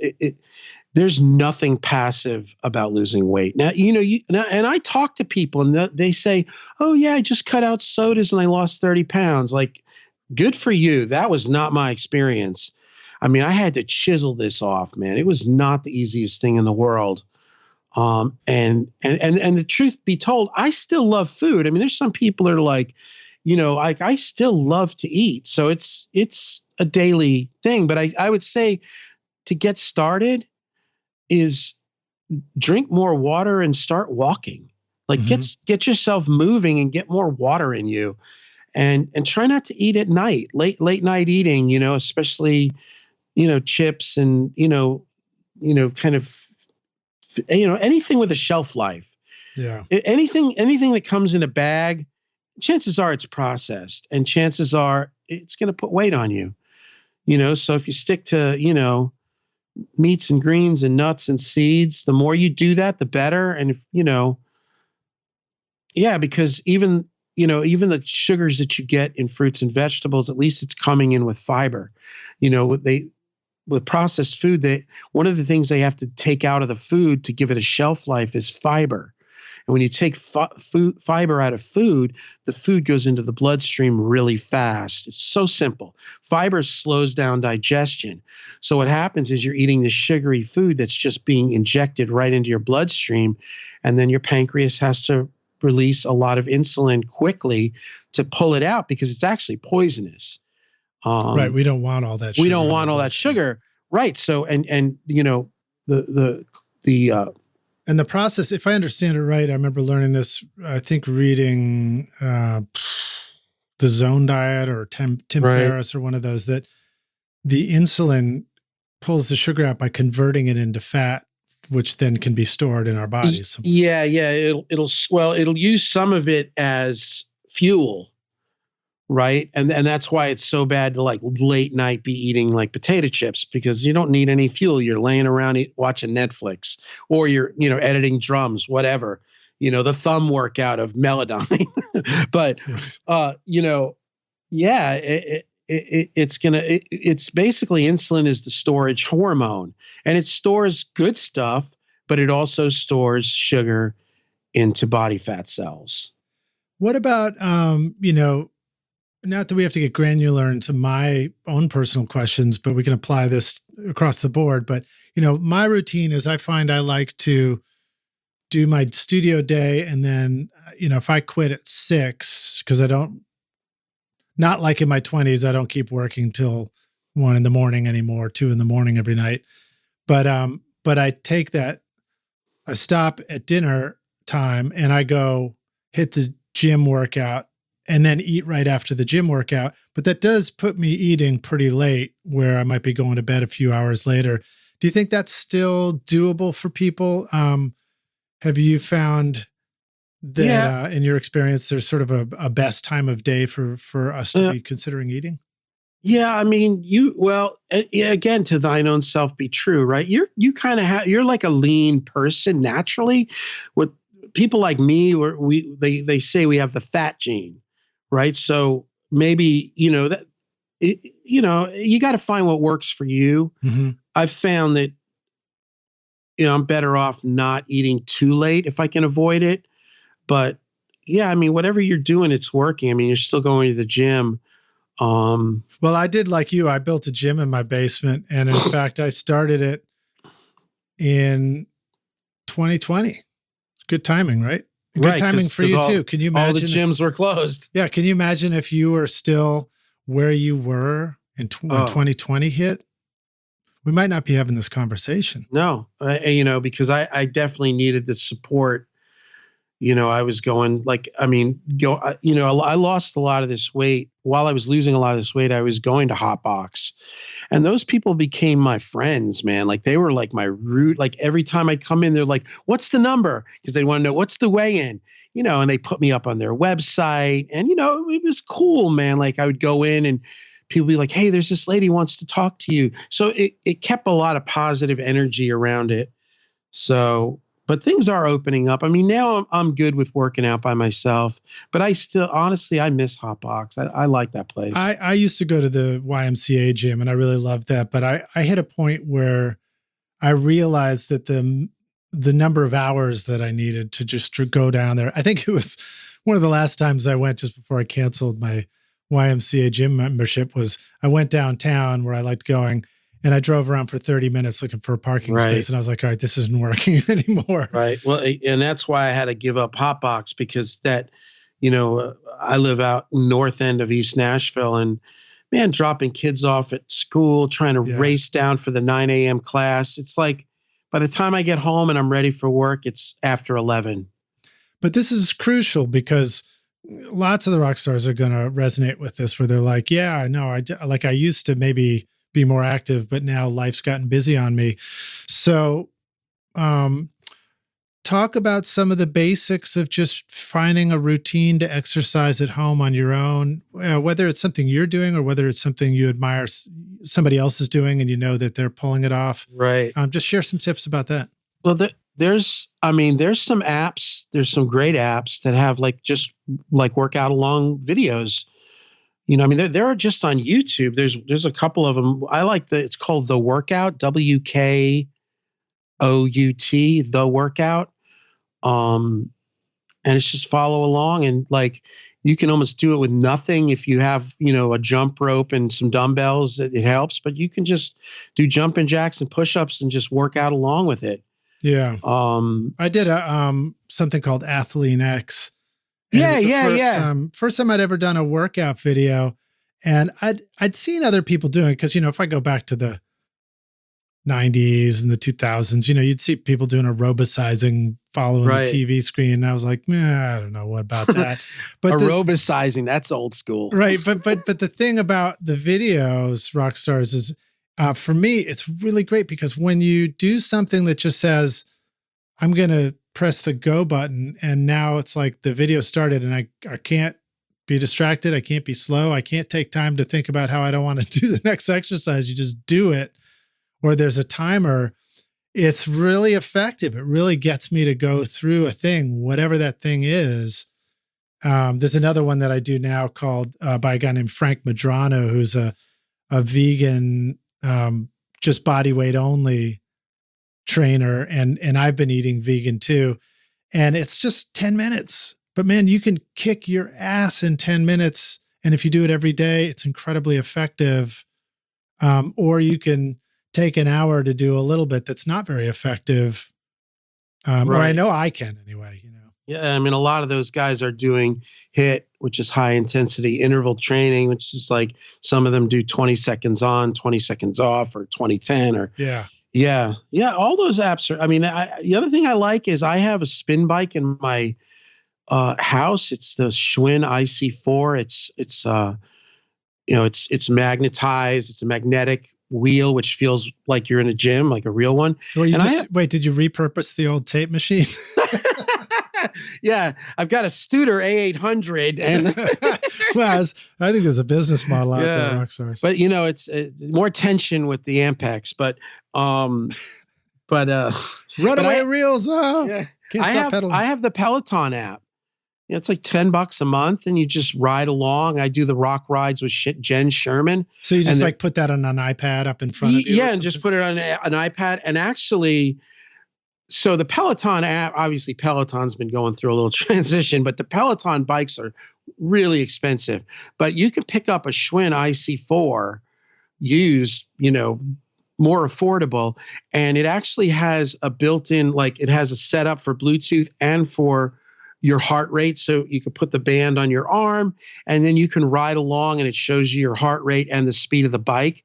And then you just, like Jen Sherman's, it's rock rides, and, it'll be everything from, Bruce Springsteen to Van Halen to Duran Duran or whatever. And you're just rocking around and listening to music, and she's cool and fun. And, in 30 minutes, 40, they do them 30, 45, 60 or 75 or 90, like you can go long ones.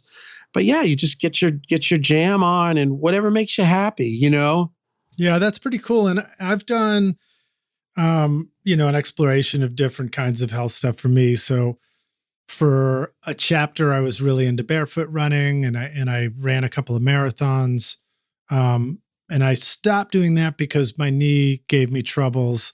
And then I decided, okay, I don't think I want to do the super long run, so I'm gonna do something else. And then I was like, all right, were you the last time I did a push-up? So then were you wearing those sneakers that have the feet, or barefoot? I went to go buy them, the Vibram 5-finger barefoot shoes, and thank God the sales guy actually said, well, they say that you should learn how to run barefoot with nothing first, and then switch to these so that you have the right strength.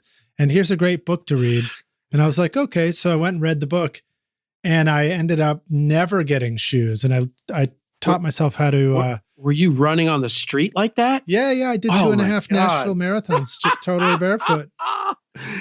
That's gangsta. It was pretty wild. It was a great experience because it taught me a few things. So one, it taught me to understand the power of slow, because the first run I did, I had already been doing some running before that. So I was like, I'm going to go run barefoot today. And it was a a warm, sunny day, and I ran like a mile and a half or something. And then I was like, oh, that felt great. I'll do it again. And I ran another mile and a half, and I did it. But at the end of it, I was like hobbling, and my toes were bloody. And do you heel strike, or is it on the front of your foot? No, you learn to run softly and land gently on your foot. And it's like many other things where you start looking at it and you're like, wait a minute, of course this makes sense. Like, we weren't born with running shoes. Like, what we did, we survived as a human race only because Nike was around for 1 million years.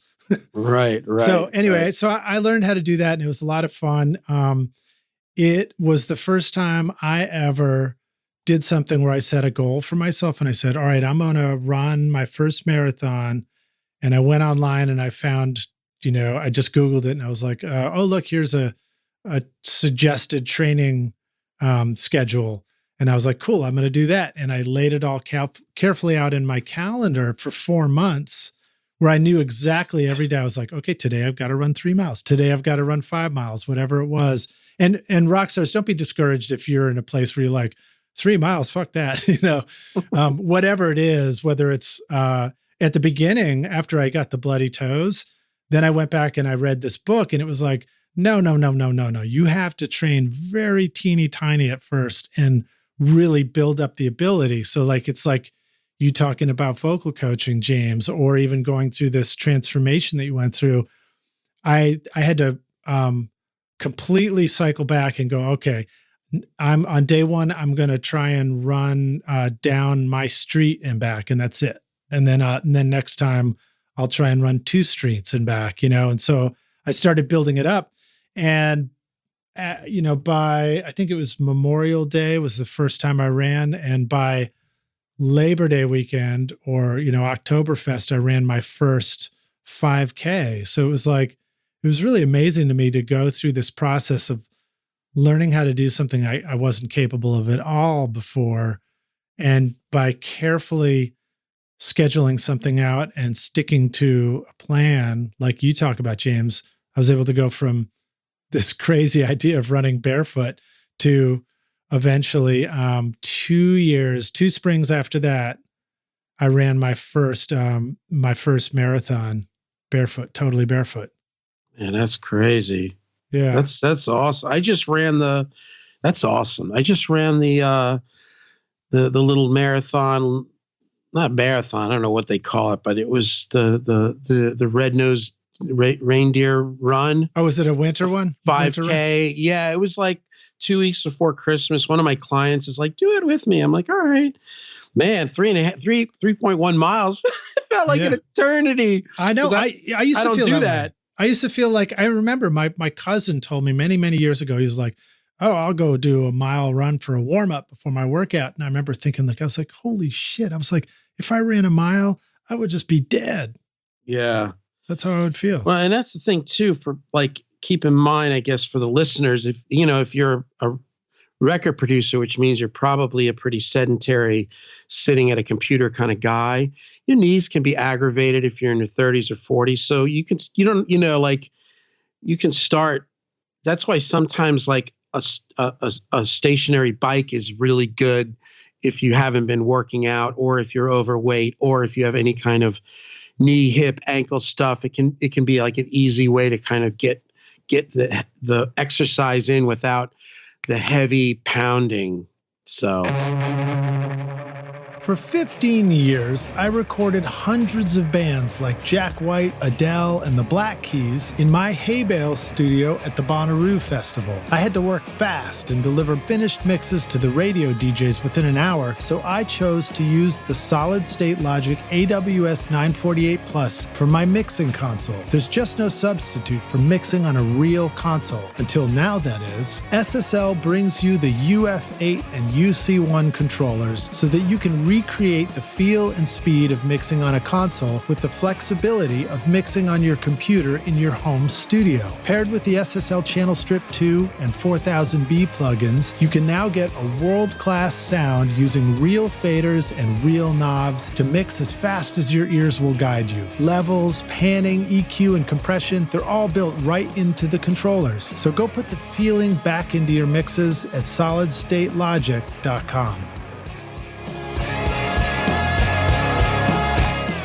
Adam Audio introduces the new A7V monitor for home and pro studios, the next generation of the incredibly popular A7X. The all-new A-series line of monitors delivers the same highly accurate, transparent sound and unique accelerated ribbon tweeter design that has made Adam Audio famous for over a decade, but now introduces new innovations such as the rotatable high-frequency propagation system waveguide, allowing the XART tweeter to disperse sound with controlled consistency, and DSP-based room correction and speaker voicings. Using the A-Control software or SonarWorks and a measurement mic, you can now integrate advanced filters directly onto the DSP on board the speaker to help compensate for imperfect room acoustics without introducing annoying latency or requiring plugins. This allows you to tune your monitors for your room, your mix position, and your ears anytime you want to meet your ever-evolving studio needs. Get the extended 5-year warranty for monitors that will improve as your studio improves at adamaudio.com. The barefoot running was, in a lot of ways, it was good for my knees, but I think it was because I was running so long that I had some troubles. And to be honest, I completely survived the marathon. In fact, the hardest part about the marathon for me was at the end of it, my feet were very, very sensitive. And they put like the worst part of the pavement at the end of the marathon too. But also just the sun, just being out in the sun for that long was tough on me. And then I went months, then I kind of stopped. And that's one of those challenges to, having these health routines is like, I hit my goal of the marathon. Then afterwards, it's like, well, I didn't have to run that week and I didn't have to run the next week. And then I had some ice cream on the third week and, whatever. I treated myself to stuff. And months later, I was hiking a mountain in Maine and my knee just started killing me. And so, maybe that's something you can talk about too, is some of the ways that you avoid reaching a goal and then just falling off it fast, the diet crash or the exercise crash. What thoughts do you have on ways to keep it up? I mean, the old adage, slow and steady wins the race. It is consistency. And I mean, I think at anything, whether you're trying to improve your guitar skills or, learn how to, whatever it is you're trying to learn, but fitness and food, it's absolutely the foundation is that it's got to be something, you know what I mean? Like there are people that do like no carbohydrates, man. They're just like no bread, no, they're perfect. Like if I go no carbohydrates like that, after about 4 or 5 days, all I want to do is binge. Like it brings out a weird thing in me. So, again, is finding what works for you, and then being able to stay consistent with it. And the one thing that's occurred to me lately and is it's kind of been like a part of my like morning prayer and meditation thing is to not like to disconnect my eating and my workout with what's going on in my life. The kids are, going crazy about this, or the client calls and they want a different drummer or whatever it is. Those things kind of like if I get like either I get hurt, I get mad, or I get unstable, then it's like, I know what fixes that. Wendy's, you know what I mean? Like I'll run to food to kind of like ease the stress. And I mean, being self-employed in the music, it's not the easiest thing in the world. It's got got challenges. I mean, it's. Yeah. Well, I think about that term self-employed and people talking about losing a job, and being unemployed. And I was like, self-employed. I was like, wait a minute. We're just always unemployed. Like we're always looking for a new job. It's like we spend our whole lives doing job interviews. Yeah. We're just constantly looking for a new job. And then now we're unemployed again. It's time for a new job. And, part of that lifestyle in music too, I felt myself get more and more comfortable with it over the years until I finally got to a point. I was even talking recently about this, that like I got to a point where like when shit looks bad, I go, or like, especially if it was money related, you're like, I don't know what I'm going to do next kind of feeling, Right. And then I pause and I go, okay, well, let's just look backwards. And if I look backwards, I'm like, okay, well, somehow or other I made it to here and I'm okay. And here I am. So there's a good chance that down the road, I'll be able to take another snapshot and look backwards and go, well, somehow I made it to here and I'm okay. So here I am, like one of those dark and stormy night stories. Right. Yeah. Well, yeah. And the only way to get the only way to learn that one is time, because I would be so stressed out. And I mean, I've been self-employed for the better part of my adult life, 20 years straight with the studio. Yeah. And before that, I owned a car detail business and I painted homes and, and you get freaked out. It's like, oh my God, like I don't have any more work for next, like, oh, I'm going to die. You start getting so fatalistic. Now I've learned to just like breathe and just, it's going to be all right, man. It's going to be all right. Yeah. I mean, I didn't get carried this far to fall. Well, let's talk a little bit about avoiding the Wendy's drive-through. Sorry, Wendy's owners, and finding an alternative. I think one of the things that was striking for me too is that while shopping at Whole Foods, aka Whole Paycheck as they like to call it, can be not the cheapest way to eat, eating healthy can actually be more affordable than a lot of other options. For me, it would mean things like making a giant pot of healthy chili, and I'm eating that all week. It can get, I don't mind repetition and routine. I like it because it means that the eating part fits into my life of wanting to be in the studio and doing my exercise or whatever. Right. I think for somebody who really craves variety, it's a little more challenging. But what are some foods that you like to eat that are healthy for you? Yeah. Well, and I'm a student of health and weight loss. And one thing I have noticed about everybody that is either lost weight or stays in shape or really does it, they're all habitual eaters. I mean, nobody more than that guy from Athlean X. That guy has one cheat meal a year. You know right? That? Yeah. He has that one piece of cheesecake a year. Like no, not even cheesecake. I think it's carrot cake. Carrot cake. Birthday. Right. On his birthday, man. Right. So, that's obviously extreme, but,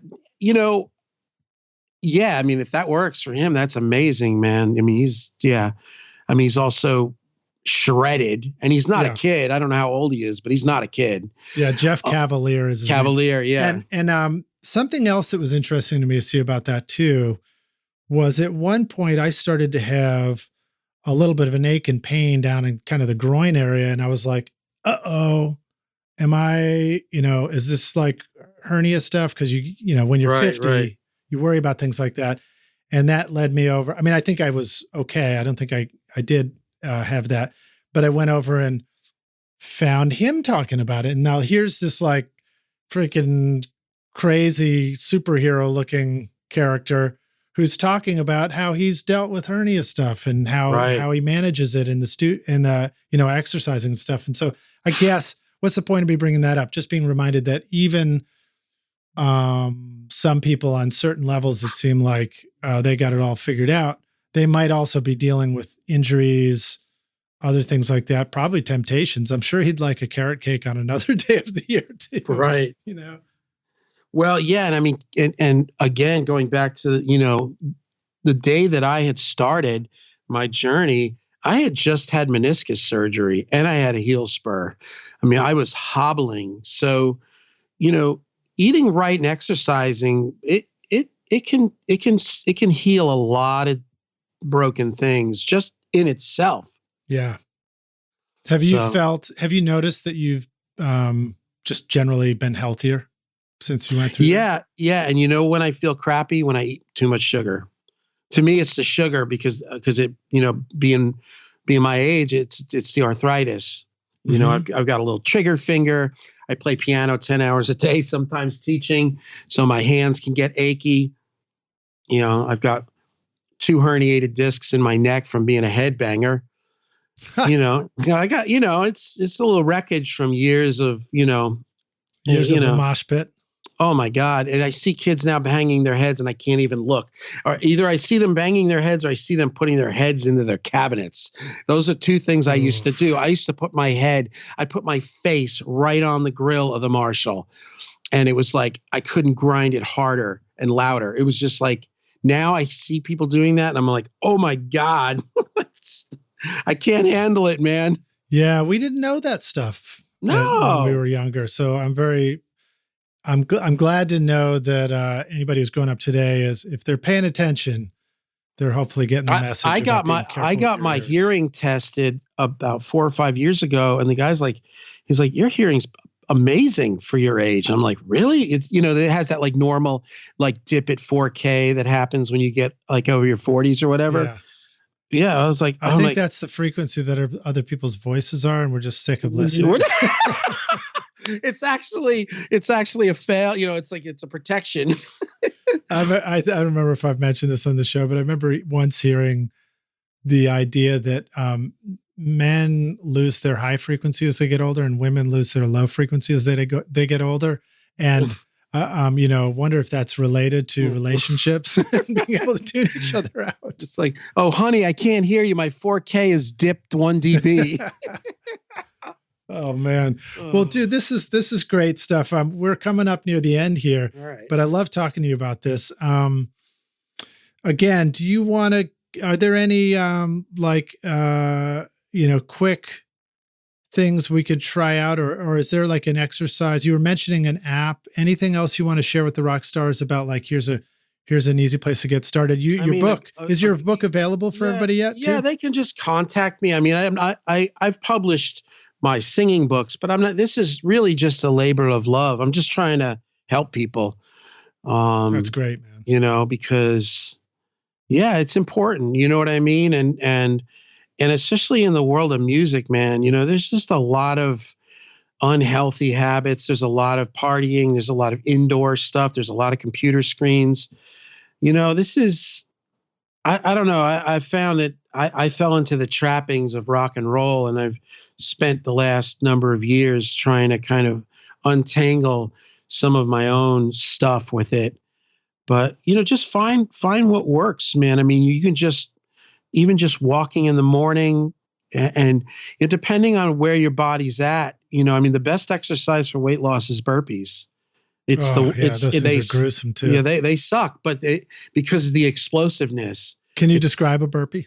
Yeah, it's like you're standing straight and then you go down into what in the military we call the front leaning rest position, which is like you put your hands on the ground, you kick your legs out back like you're going to do a push-up. And then a real burpee, a full burpee, then you do a push-up, then you pull your legs back under your body and you jump up, and then that's one. But you like jump up and like you're going to touch the ceiling. Yeah, you do 5 of them and pause 20 seconds, do 5, pause 20 seconds, do 5, pause, you do that like 10 rounds. And you're gonna feel it, man. And try to keep them as strict as you can, because at the end you're gonna want to be like, you're gonna be doing them terrible. So yeah, but do your best. And if and I mean for weight loss, if you can do it in the morning fasted, that's optimal. And the reason being is that the body metabolizes body fat most effectively when there's little to no sugar in the bloodstream, because the body utilizing body fat as an energy source is an inefficient way. It's a slow process. So if your body's low to a sugar, it's just going to use that because that's easy. So that's why this whole fasted cardio, fasted workouts, fasted morning workouts, morning walks, there's just nothing to me more effective for weight loss. Now, are we making a distinction between a cardio kind of burning workout versus a weightlifting bench press kind of workout? Yeah, you can do, some people combine them. Nowadays, a lot of people are combining them, right? They'll do 10 minutes on the bike, they'll lift for an hour or half hour, and then they get on the elliptical and run, whatever, just get yourself moving. I mean, there's obviously deep mechanics to like weight loss, but to keep it really simple is eat more real foods. Like look to your food to be able to like track its origin. Like if I have an apple and I say, hey, where did this come from? You go, an apple tree. Or here's a potato, where'd it come from? Oh, a potato plant. Here's a slice of pizza. Where did that come from? That's a lab experiment. There may be elements of food in it, but there's a lot of processing. The less we eat that, the better. And drink more water, get sleep, and get sun. Get out of the house, man, and yeah.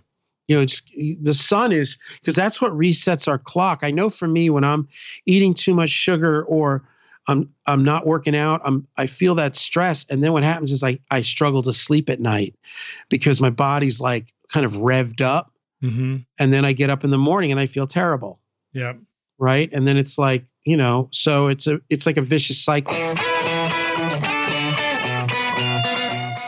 Do you feel like the time you've spent watching YouTube videos, trying out mix tricks, and tweaking version after version of your mixes has not gotten you anywhere? Have you been looking for a simple or straightforward step-by-step process for creating a pro mix that won't take years to learn? What if you could learn that process from a Grammy-winning mix engineer who understood all your mixing struggles and could coach you through them? If you struggle with any of these questions, then the Ultimate Mixing Masterclass is for you. Now you can discover a proven step-by-step mix system from Grammy-winning mixer Craig Alvin for consistently creating a pro-quality mix from your home studio that will sound amazing everywhere. Here's a quote from one of the students. Absolutely the most informative and helpful block of information mentoring on the mix process I've ever been a part of. This was like sitting behind a mix engineer for years, watching and picking up tips along the way, condensed into a 6 to 7 hour session. Look, when you're ready to take your mixes to Grammy-winning quality, then go to ultimatemixingmasterclass.com and go check out Craig's ultimate snare mixing trick now for free.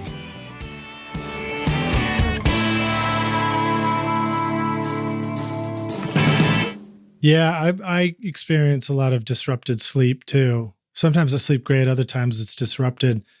And, I find myself trying to figure out what's the correlation. Is like, did I drink caffeine too late? Did I eat too late? Right. Was it something else? What about the coffee thing? Do you find that people need to be drinking less coffee, or is it more like just drink more water? I mean, I do a coffee in the morning. I started doing coffee when I started losing weight, because that's a big thing in the world of weight loss. And back then people were doing bulletproof coffee, coffee with fat in it. Right. To try to get the ketones and all that. But, I guess it just depends on what works for you. I mean, you can't beat water.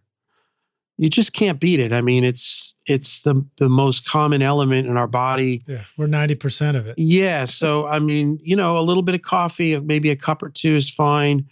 But that morning fasted exercise is just, it's undeniably effective. All right. Last question about this. When you were at that point at which you were losing weight and you were trying to get into your exercise routine, was there a point at which even doing a first push-up was a challenge for you? And if so, how did you get from, what might have been a personal zero to oh my God, the ability to start doing something? Lidge, I started I don't want to be dramatic about it, but I was dying when I started. I mean, I'm not kidding, man. I was so sick and everything hurt. And I had just had meniscus surgery on my knee, and I had a heel spur, which when you're 300 pounds, a heel spur is like a needle in your foot. That's why I asked you, when you're running barefoot, I'm like, are you landing on your heel? Because like, that's frightening to me, right? My heel was just jacked up. Yeah. And the podiatrist is like, the only thing I can tell you is you need to lose weight. I'm like, oh, okay. Yeah, get in line with everybody else that's telling me that. Yeah. But, at first it was just, I think at first I was just like walking on the treadmill. I remember I had bought like a little stationary bike. I got it on Craigslist. When I first started doing this in Raleigh, the month before I came to Nashville, I had just like a little, just a little a $50, Walmart kind of stationary bike. And I'd put on my earbuds and listen to metal and just ride the bike. Nice. And that's where I could start, because I couldn't land on my foot. My foot and my knee were just gone. So no matter what you got go, right, it's like for every problem, there's a solution if you just seek the solution. And I mean, obviously, if you're listening to this, you can always contact me if there's anything I can do to help. I'm into this because this was free. There was a lot of things were freely given to me with this, so I don't mind helping people. I think it's great. And I mean, and I have kids and a wife, and people were depending on me, and it wasn't time to die. Yeah. Well, now you're in a totally different place. I mean, I could be misremembering, but I thought I remember hearing you talk about going out and working with bench pressing and, doing actual weightlifting and stuff, which is quite a difference from, not being able to walk across the room or do a single push-up or anything. Is that, where do you feel like you're at now? And I ask that respecting the fact that, there's still an ebb and flow to routine and all that. Yeah. I mean, I'm good, man. I'm moving. I can exercise. I can lift weights. I'm basically strong. I'm not, and I found what I like. I like spin biking, and I like kind of powerlifting style lifting. And I have the Echo bike, which is a fan bike. And that's where you can do those like intervals, like where you go hard, you stop, you go hard, you stop. And it simulates hunting, because hunting is a lot of walking and then exploding and walking and exploding. Our bodies are designed to release body fat when we're in those cycles, because the leaner we are and the stronger we are, the better chance we have of doing what we need to do. Nice. Well, speaking as a vegan now, I'll suggest that could also be applied to The Gathering, where we're maybe like leaning over, plucking some fresh lettuce leaves, and then we're sprinting because we're being chased by a saber-toothed tiger. Exactly. Awesome, dude. Well, dude, what a pleasure to hang out with you, man. Thank you so much for sharing this whole story of your transformation for us. And Rockstars, if you have any questions or anything, please feel free to reach out. I've tried to bring on some guests that really have something important to share with us about staying healthy and living a healthy lifestyle amidst a studio lifestyle, which can be counter, things trying to pull in two different directions, especially since the studio is becoming more and more clickety-clackety on a computer keyboard, and who knows where we're headed in the metaverse, But we'll just think about it and the record appears. Yeah, we'll just think about it and record appears. Hopefully we'll be like, I like the idea that you maybe have some virtual, visual world, and that the audio, maybe we don't have to put in fancy stereo systems to have great sounding audio. Maybe it's like right there in a three-dimensional, headphones world, but that all of the stuff that we do for creating music and editing and all that could become these full body movements that are, modeled after healthy movements, modeled after dance movements, whatever. And being an engineer becomes the most fun way to make music of all.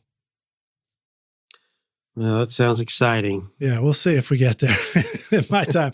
But James, let the rock stars know, where can they come find you online if they want to check out more about you. Of course, you've got jameslugomusic.com.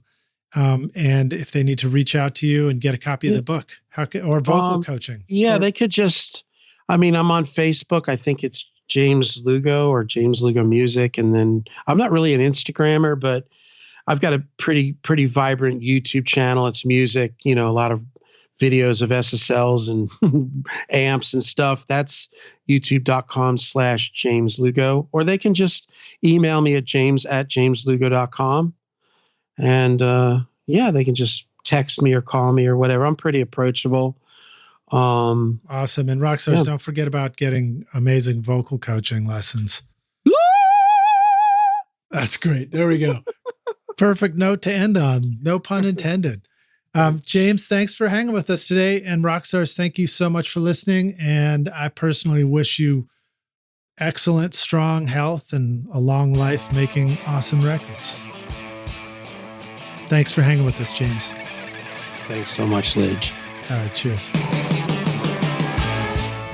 Thanks so much for listening to Recording Studio Rockstars. If you enjoyed the show and want to help make it better, then please share this episode with your friends on social media and leave a rating and review on iTunes to help the podcast reach more rock stars like yourself. You can click directly over to iTunes or go to rsrockstars.com/review for an easy explanation. And remember to hit the subscribe button to keep up with weekly episodes. And if you're ready to make your best record ever now, then head over to Recording Studio Rockstars Academy, where you can start with my free course at mixmasterbundle.com. And if you want more free content from Recording Studio Rockstars, all you have to do is go to rsrockstars.com/email. Again, that's rsrockstars.com/email to enter your name and email, and I'll keep you in the loop with articles, videos, podcast updates, and even free gear giveaways for your studio. Just look for the link in the show notes below. Thanks so much for listening, and thanks for being a rock star. I'm Lidge Shaw, and this is Recording Studio Rockstars. Now, go make great music. Recording Studio Rockstars would like to give a big thank you to our awesome sponsors who help make this episode possible. OWC, Spectra 1964, JZ Microphones, Atom Audio, Solid State Logic, and Isotope. Remember to use these coupon codes for special discounts. At isotope.com/rockstars, use the coupon code ROCK10 for 10% off any plugin purchase, or start your extended 30-day free trial subscription for access to many plugins. At jzmic.com, use the code ROCKSTAR for 40% off the V47, V67, and V12 microphones. That's what you're hearing my voice on right now. At recordingstudiorockstars.com/academy, use the coupon ROCKSTAR for 10% off any course for a limited time. If you enjoyed Recording Studio Rockstars, then please check out our sponsors using the link in our show notes, because it's a great way to help support this show. These are all things I highly recommend for your studio, and they're going to help you make your best record ever. I would also like to thank our fantastic team here at Recording Studio Rockstars, Vlad Weselchenko, Braden Stremming, and John Richardson, for additional podcast and video production. Thanks so much for listening, Rockstars, and we'll see you in the next episode. Cheers.